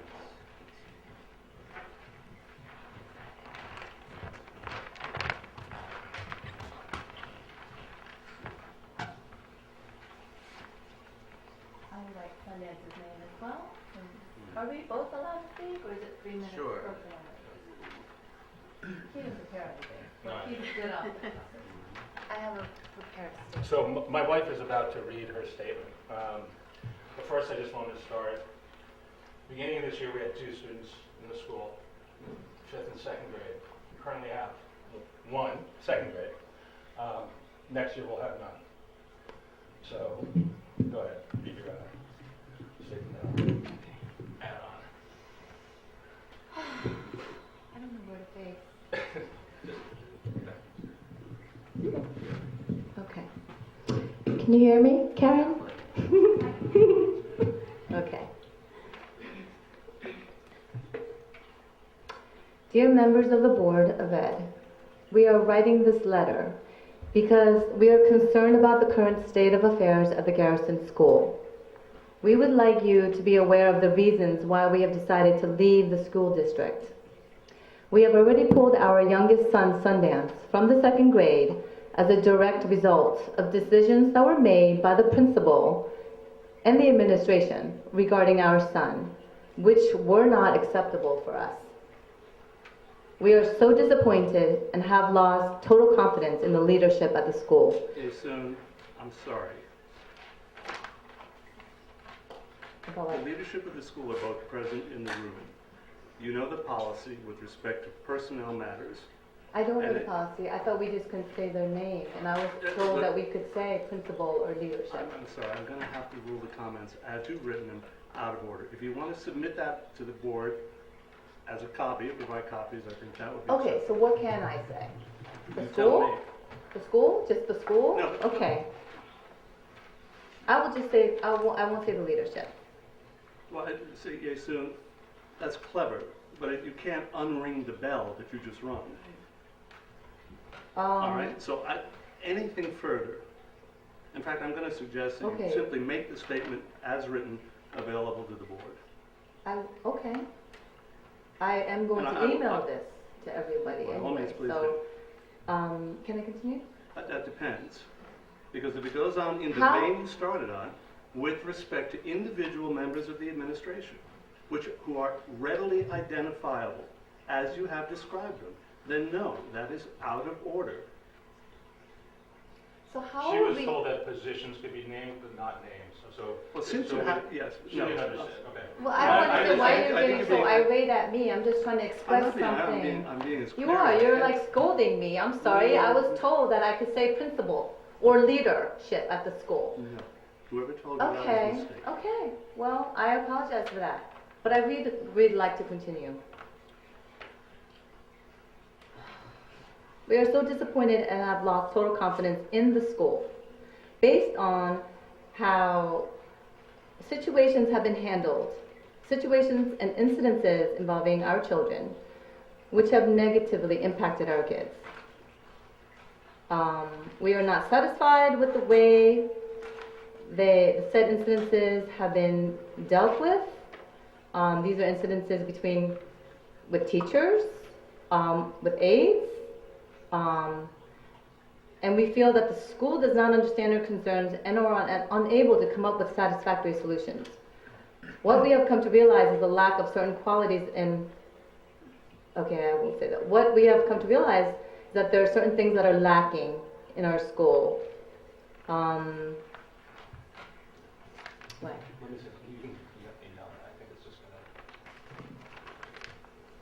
Well, I actually want to read this, sorry. One of the blatant offenses we have witnessed this past year is the lack of accountability from both staff and administration. When there are concerns raised by parents regarding inappropriate behaviors by teachers and aides, there seems to be a certain lack of urgency by the administration to deal with these matters. Soon, I'm sorry. I don't know really- why this is hard to understand. Okay, so I'll take it. So we've spent about 3 years, 4 years, really trying to work with the administration to try and solve some of these issues. And unfortunately, we're at a breaking point. It's the last place where we want to be. We're fortunate in that we can find alternatives for our children. Some people can't. And that's concerning to us as members of the community. And so that's why we're here today, right? Because even though we're moving on, some can't. So that's what we want to communicate. And her letter was really. Thank you. Thank you. I just would want to say that,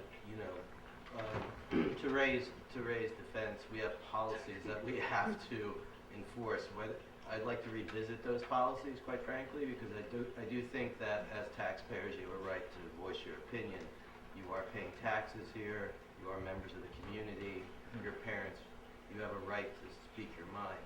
I think that raised in a difficult position as I was previously. Actually, it's not all that difficult, especially insofar as the policy is clear. And she was mistaken, and for that I we just wanted apologize. to However, say, the message, we will deliver the message appropriately. as to the document itself, by all means, feel free to share it. I will, but I just would wanted to also say like you're to heard. continue reading some of You're what I've heard. written. Okay. There has to be accountability for the behavior of adults, like there is for our kids. When a child misbehaves, there is immediate scolding and consequences doled out.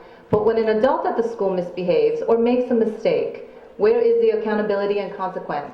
There seems to be one set of standards for our kids and one for adults, which is wrong and unfair, and the kids recognize this inequity. We understand that issues crop up in every school. There are sometimes behavioral issues with kids, bullying, personnel issues, parents unhappy with certain teachers. These problems arise in many schools, not just at Garrison School.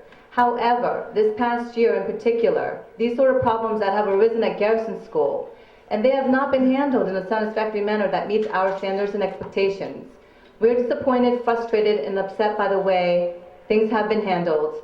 And because we have not witnessed enough changes, although there were a lot of things spoken tonight about all the great things that are happening at the school, which was not happening when the situation with my young son happened. 4 weeks, was it 4 weeks ago? I don't remember. And because we have not witnessed enough changes being made, we will not be returning to Garrison School next year. Thank you.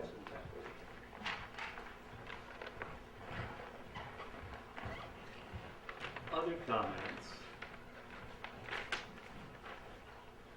If not, we actually have a business portion of the meeting to proceed to. Do we have one more? If you would, please. Hello. Good evening. How you doing? So far, so good. It'll be fine. Won't hurt.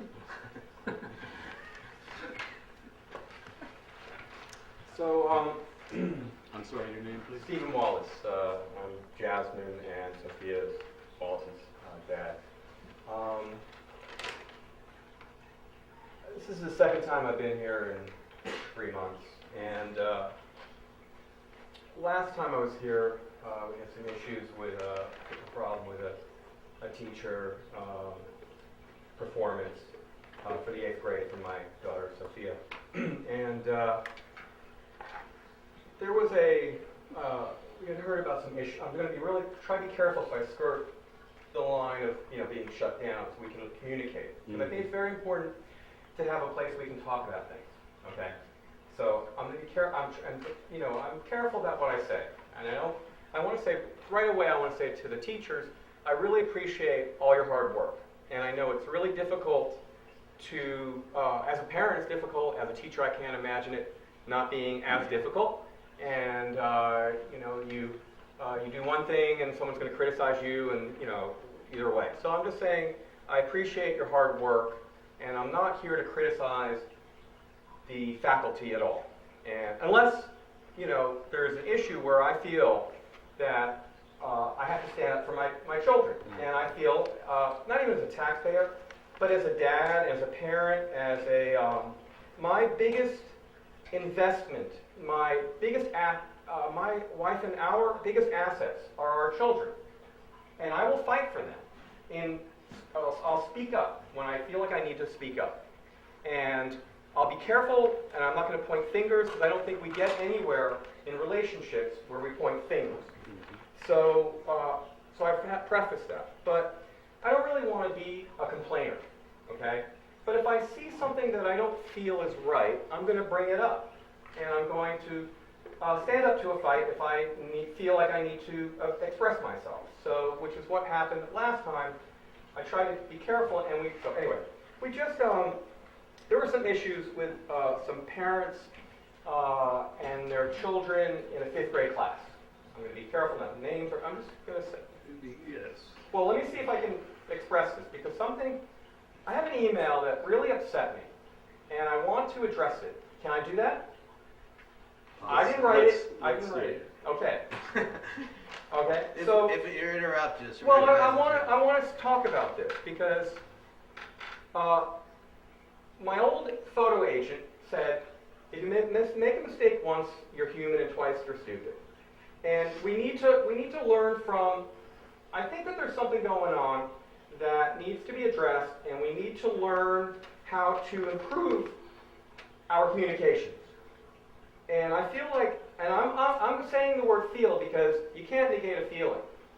And I feel like there's something missing between the administration, and I know we only have 2 here, okay, and parents who have expressed frustrations or issues with their children. And when it's like one parent or one child, I understand it can be, there's shades of gray in it, okay? Maybe when there's multiples, like we had 2 or 3 meetings ago, then there's an issue. And I think that at that point, an alert has to go out, and something has to be dealt with. And again, I want to say clearly, I'm not pointing fingers at teachers or saying blame. I'm saying that sometimes in human relationships, some things might not work out, and they need to be addressed. And if someone's not, if they're not performing their job correctly, I'm not saying pointing fingers, saying, meaning, I don't mean, well, I do actually mean to interrupt. Yeah. We did discuss the policy with respect to addressing individual personnel issues. Something, okay? And I want to be really straight, okay? Like, I have skin in the game, and I pay taxes. Wait, I'm not trying to interrupt you. I'm trying to say something.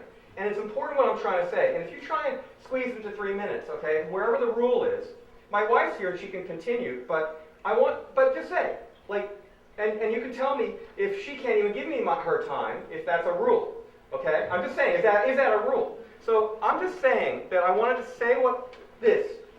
So we had a meeting. There was an issue called by the administration and some parents who were unhappy, okay?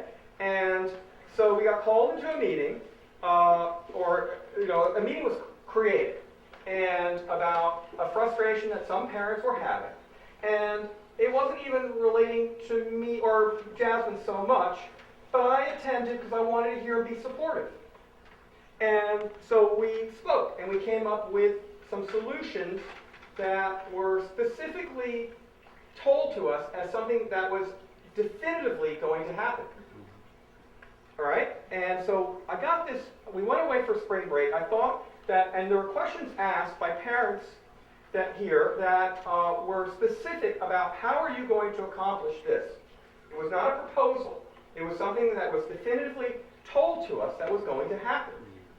And I hear clearly. So we have a meeting, and it was not a combative meeting, and we tried to be really understanding and thoughtful and not point fingers, and it was constructive. And I interpreted that, remember, please, that I said, this is a constructive thing. I'm glad we had this. And I felt that we were moving forward. And so we went away for spring break. And then I get this email. And I didn't feel very mellow. I really appreciate, by the way, I just want to say I really appreciate what you're working on. And I think it's fantastic. And I wish that I felt that way when I read this email. So, and I won't read it all, but I'm just going to say basically, it said, this is relating to the meeting we had on April 9th, and it's dated from April 28th. We truly appreciate everyone who attended the meeting and your willingness to share your perspective in a respectful, civil manner.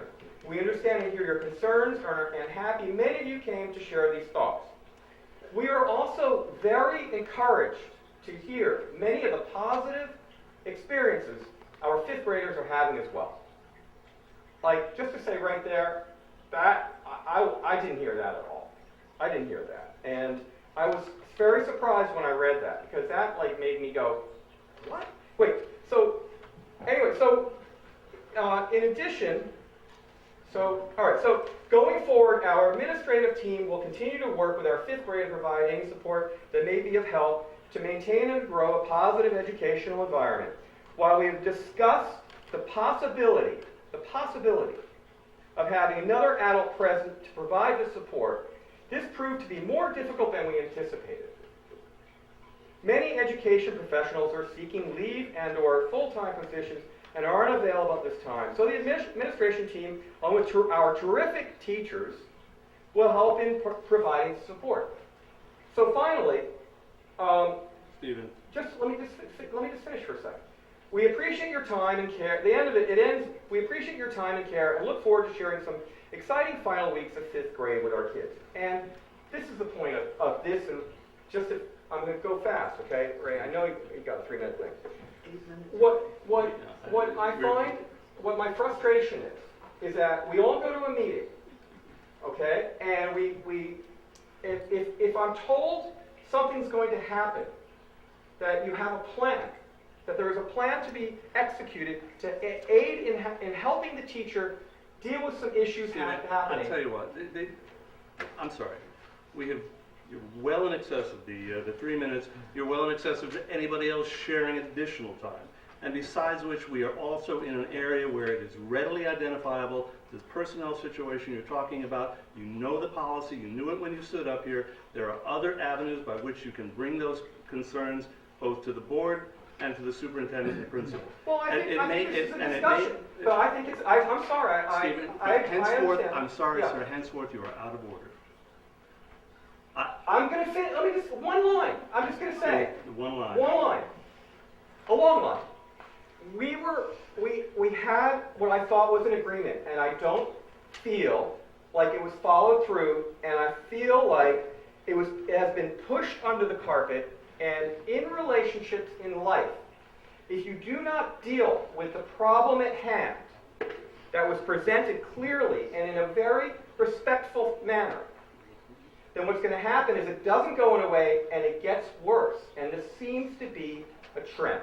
And that is what I will say. Thank you, Ray. I appreciate the time. Something really quick.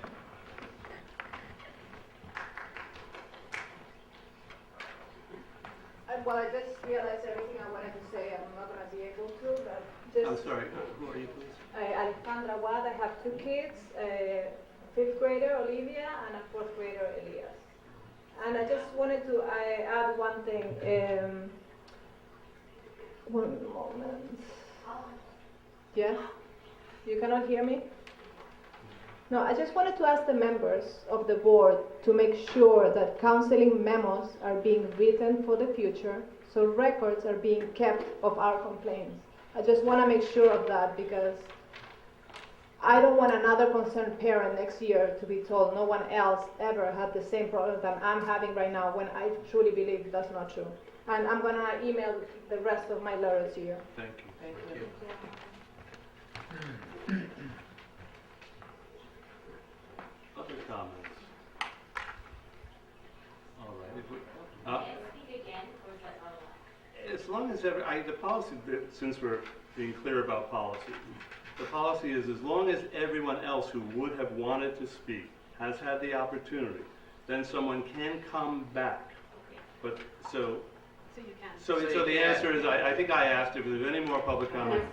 Yes, please.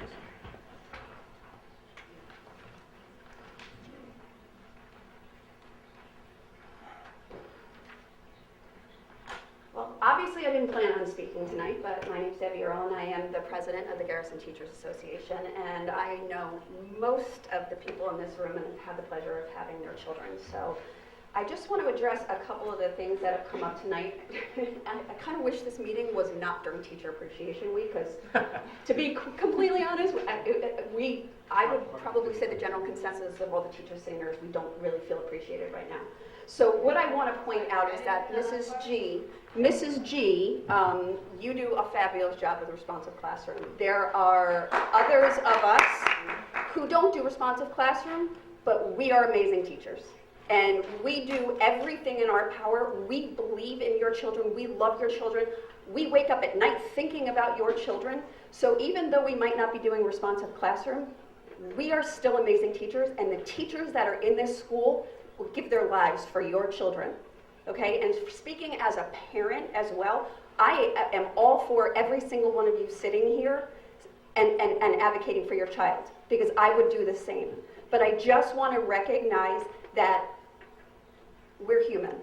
Teachers are human just as parents are human. Some people make mistakes. As parents, we all make parenting mistakes that we regret and we say, wow, we would have done that differently. Teachers do that too. I personally don't feel that as respectful and caring adults that we're going to set the right example for our children if we don't at times let them know that people make mistakes, okay? I am aware of the situation that has occurred in 5th grade, very intimately aware with that whole situation. Yeah. All the same reasons. Okay, and I just want to say that I respect every parent who has stood up here and said what you needed to say. So I don't want any parent feeling that this staff is looking down on anyone for their thoughts. We don't. We encourage you to speak up about anything that you want to talk about. But please keep in mind that these are people that you're talking about. These are teachers, these are human beings, and my staff, you guys are awesome. Thank you.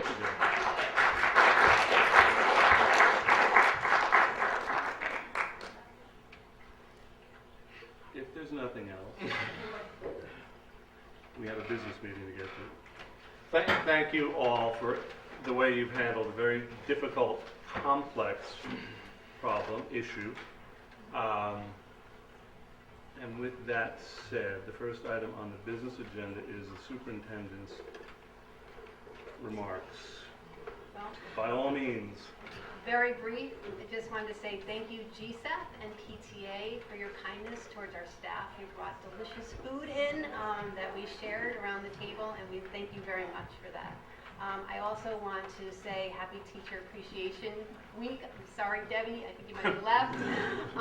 But it truly is an honor working side by side with you, ensuring that our kids have what they need to be outstanding leaders, outstanding human beings, and great citizens who are readers and writers and dreamers and curious about the world around them. So it truly is a pleasure working side by side, elbow to elbow, in such a small, lovely district as this. So thank you. And that's all I have. Great. Thank you very much. Questions or comments for Laura? If not, from the sublime to the, mundane. We have a consent agenda.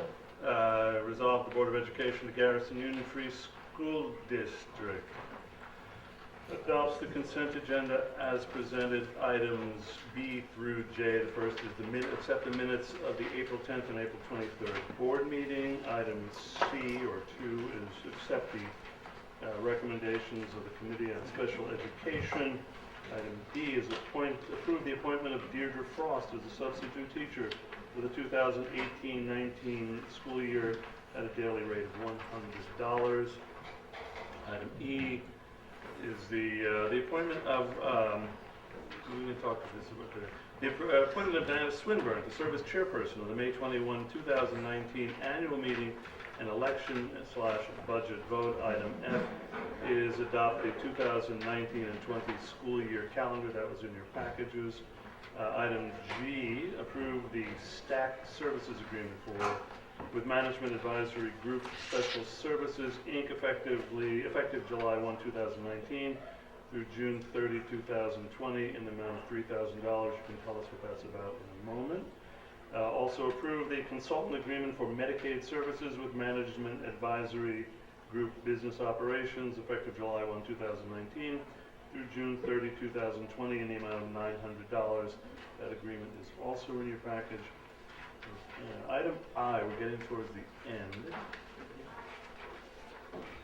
is approve the contract for health and welfare services with the Garrison Union Free School District for the Tarrytowns for the 2018-19 school year for 3 students at a total of $3,034.47. That agreement's in your package.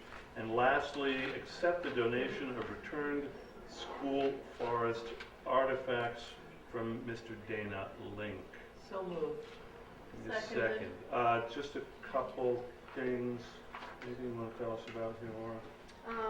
The accept donation of return school for. Yeah, sure, by all means. That was by Dana Link. I have a write-up from him. He says, I was brought to the South Redoubt by other collectors in 1968 and 1969, and while there, he dug in the floor area of a nearby hut and collected a few artifacts. Years later, he has come back to us saying that he would like to give these artifacts back, which are buttons and muskets and pieces of glass. And he worked with Musket ball. Sorry. Clarification. Clarifying question. And he worked closely with Chris Caliendo and some of his students, so they went back up to the location. They spoke about the history of the 1780s.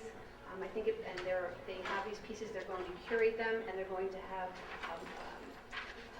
a moving museum. So they're going to go through classrooms and tell the story of these artifacts and their experience with Dana Link. So it was very valuable experience. There is a write-up that I shared with the board that I think we can post it on the website too. There are photos and the artifacts and sort of the story of the hut. I was just very excited about it. After the moving museum, will they go here? They might go here, or Chris might leave them in his classroom and have students come and visit and just sort of be part of his environment. So he's going to make that decision. I should ask for a vote. All those in favor of approving the consent agenda as presented, say aye. Aye. Abstentions and nays. Diana, thank you very much for volunteering to open the polls at 7 a.m. and be here at 9 p.m. to close. We have one discussion item, which is the Facilities committee. minutes of the Facilities Committee. Those are in your package. They don't need to be approved. If anyone on the Facilities Committee has anything to say or add to or embellish, this is the time to do it. Facilities Committee. I think we're getting. We are due for presentation from Tetra Tech and others on the process of where we stand with the SECRA review. Correct. Yeah. The 29th. Excellent. The next one. Thank you. That's all yeah. I need to know. We're also there's been community member Peter Davron is advising. Has been in touch with Garrett at Tetra Tech, and they're conferring back and forth on heating HVAC related issues. Is that separate from the energy audit or Separate from, yeah, those are parallel, well, I would call them proceeding on parallel tracks. It's incredibly generous of Peter. Very much. Yeah, now, by the way, it is, but we may, in the same way, and I will ask Laura to check with council on this, in the same way that the board just approved the acceptance of the donation of the artifacts. Yeah. A donation of goods or services may be subject to require a board approval. I'm not sure that this necessarily fits that bill, but it might, and we need to take counsel on that. If it does, I think we'll just do it, but it's something that we need to bear in mind. Okay, there's one action item, and this comes to us every year. It's we and the other school boards in the Westchester Putnam School Boards Association vote to approve the slate of directors of the Westchester Putnam School Boards Association and their annual budget. Both their annual budget and their slate of directors are in your package. We have in the past, as I believe just about every school district does, approved both the budget and the slate unanimously. But it is still something that we vote on. And Beth, I think what I'm going to do is we have to ask for two separate votes, correct? Because it is. And the wording of the resolution. Oh, it is, okay. So let me just say that the resolution is that the Board of Education, the Garrison Union Free School District, cast a yes or no vote, and the resolution, when we vote, will be written to reflect what we actually vote. A yes or no vote for the Westchester Putnam School Boards Association slate of officers and directors, and a yes/no vote for the ratification of the 2019-20 school budget. So I will first call for all in favor of a yes vote on the budget, signify by saying aye. Aye. All in favor of accepting the slate of officers and directors as presented, signify by saying aye. Aye. No abstentions, no nays. That was a little more complicated than it usually is, but it at least satisfies our duty to have expressed our view on this question. Yeah, I read the resolution. Oh, did I get a? No, I did. Yeah, you did. Somebody gave me. I read the resolution. I don't think I got Seconded. it. Seconded. Somebody want to? So moved. Second. No, all right. And ayes. Let the minutes reflect that the. Okay, thank you. Say the words even out of order. It's okay. Yeah, that's right. The incantation, if you will. Move rapidly to a close with board member comment. Yeah, I have something to say about what you just experienced. Those situations, we've got to deal with how we're managing that, because it feels like, half green, half pregnant. I mean, it's not really a conversation. I mean, it's like a little bit of a.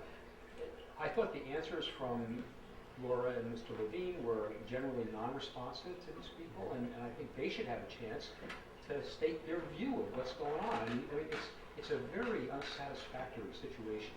In the Stevens thing, Stevens thing could have said it in 20 seconds, which is that Mr. Levine and Laura made a promise. I understand, made a promise and they didn't fulfill it. Now that calls for a response, right? And there was no response. And so of course people walk out of here feeling crazed and tense and toxic and so on. Some people. Well, enough people did. What I'm just saying is that the things that are raised ought to be answered. And there ought to be a grown-up conversation between adults, about these issues. That people there are widespread feelings about this stuff in the school. We all know that. I guess the question is could there be a forum outside of this meeting that would allow for that? Because part of the deal is it's a board meeting that has certain protocols already built into it. Yeah. I think there are. I'll give you my personal view of this. There are ample avenues by which the concerns we heard tonight can be addressed, and as importantly, and as incumbent on the administration, to respond effectively to what those concerns are. It may be, in fact, it is very often the case that the solution that is available, or solutions that are available to the administration, are simply not going to satisfy the individual complainant, if you will. That doesn't say that the administration hasn't explored the possible alternatives, hasn't encountered the difficulties with implementing one solution or another. It is simply not possible to expect, or not reasonable to expect, that every solution is going to satisfy every complainant. So now, having said that, I do agree with you. and Laura, and this is a public meeting, but I do not dispute, or I agree, that there are answers to those concerns, and that there are also venues with which those answers can be effectively, hopefully persuasively delivered. But unfortunately, it is not here in these meetings when the tone tends to be. It's not. There are other venues for those kind of things. Other board member comment. I'm gonna. By the way, just do I understand, sir, that you had a proposal or an idea to suggest for the board with respect to the school forest? I wasn't going to suggest it tonight. No, seriously, I didn't want you. Honestly, you've been extraordinarily patient. We did public comment. It would have been maybe inapt to bring it up after what how we just discussed or what we just discussed. But if there is, I don't want to have. Sorry, I told him. No, and I don't want you spent an entire evening sitting through all of this. And if there is something that you wanted to bring, let the record reflect that we reopen public comment for, if that's what you want to do. If you want to. Well, sure. I mean, I would like me to come. Yeah, if you want to do it, but if you want, by the same token, if you want to come back. I'm here. There's nobody else. Well, that's kind of what that's kind of what I wanted to save you. What I'd add, right as he's about to do this, is that a lot of people don't understand, they're coming to the board almost as an appeal process. Yeah. And they don't understand what the limits of our powers are in certain matters, and I think that has to deal with educating teachers or students or parents about how this all functions. Hopefully this gentleman has something we can help him with. So my name's Jesse. I have Laura to join me at an event 2 weekends ago. We moved here from Long Island about a year ago, where both my son and I were very involved in a scholastic mountain biking program. There's an organization called NICA, which is the National Interscholastic Cycling Association. It is a nationwide league, for lack of a better word, for youth mountain biking. My son raced for 2 years on Long Island. He's not racing here in the Hudson Valley. Where they don't have too many. They don't have too many mountains, but that's another issue. It's cross-country racing, so they don't actually go up, do the death-defying stuff you see on YouTube. But it struck me that our district is blessed with this wonderful school forest. That we are, it seems to me, always looking for ways to get our kids more involved in being outdoors and using this forest and using the great natural world around us in the Hudson Valley. And how cool would it be to have a mountain biking program as an extracurricular activity here at the Garrison School to make use of that forest, get our kids outside, teach them a skill that they can use their whole life. Certainly from the few meetings I've been to at the board before, environmental issues are very, very top of mind for people in the area. We're not teaching kids to ride their bikes anymore. In fact, the policy in the school handbook expressly discourages children from riding bicycles to school. And I understand the reasons why that's the case, but how sad is that? So I would love to start a conversation with you guys about what it would look like to open up the school forest for use by our kids for mountain biking, to bring a program in here, to get an actual, NICA chartered team in here. And I have a whole presentation I could give to you. I've shown it to both Laura and Alex. I don't have it with me tonight, but I'd be happy to come back and do that. It would seem that the school forest committee would be a place to start, wouldn't it? Yes, no, I'm asking that as a question from the. It's the environmental It's a education. terrific. Anybody can join it's part of the environmental education committee, or it is the environmental education committee. But it would start, I think, with the administration first. Well, if someone wants to join the environmental education committee, it's open to anybody who wants to join. But I mean, Laura can address liability issues with council, because that's the first thing that I know. The NICA program comes with liability insurance. It comes with insurance. It right. comes with $2 million of liability insurance. So. Every time somebody wants to do something in the school forest that we think is a great idea, we encounter this issue of liability, and we always seem to we always seem to address it through our through the. I'm not worried about the liability insurance issue. There's a two things. One, there's serious mountain biking outside of Peekskill. You're aware of that, Yep. right? In fact, the event that I invited Laura to join me at 2 weeks ago was at Blue Mountain Reservation in Peekskill. Second, there's a committee right now trying to develop a biking path system through Phillipstown. Mhm. So my wife's on it. So And she's in Germany. Please no, introduce us.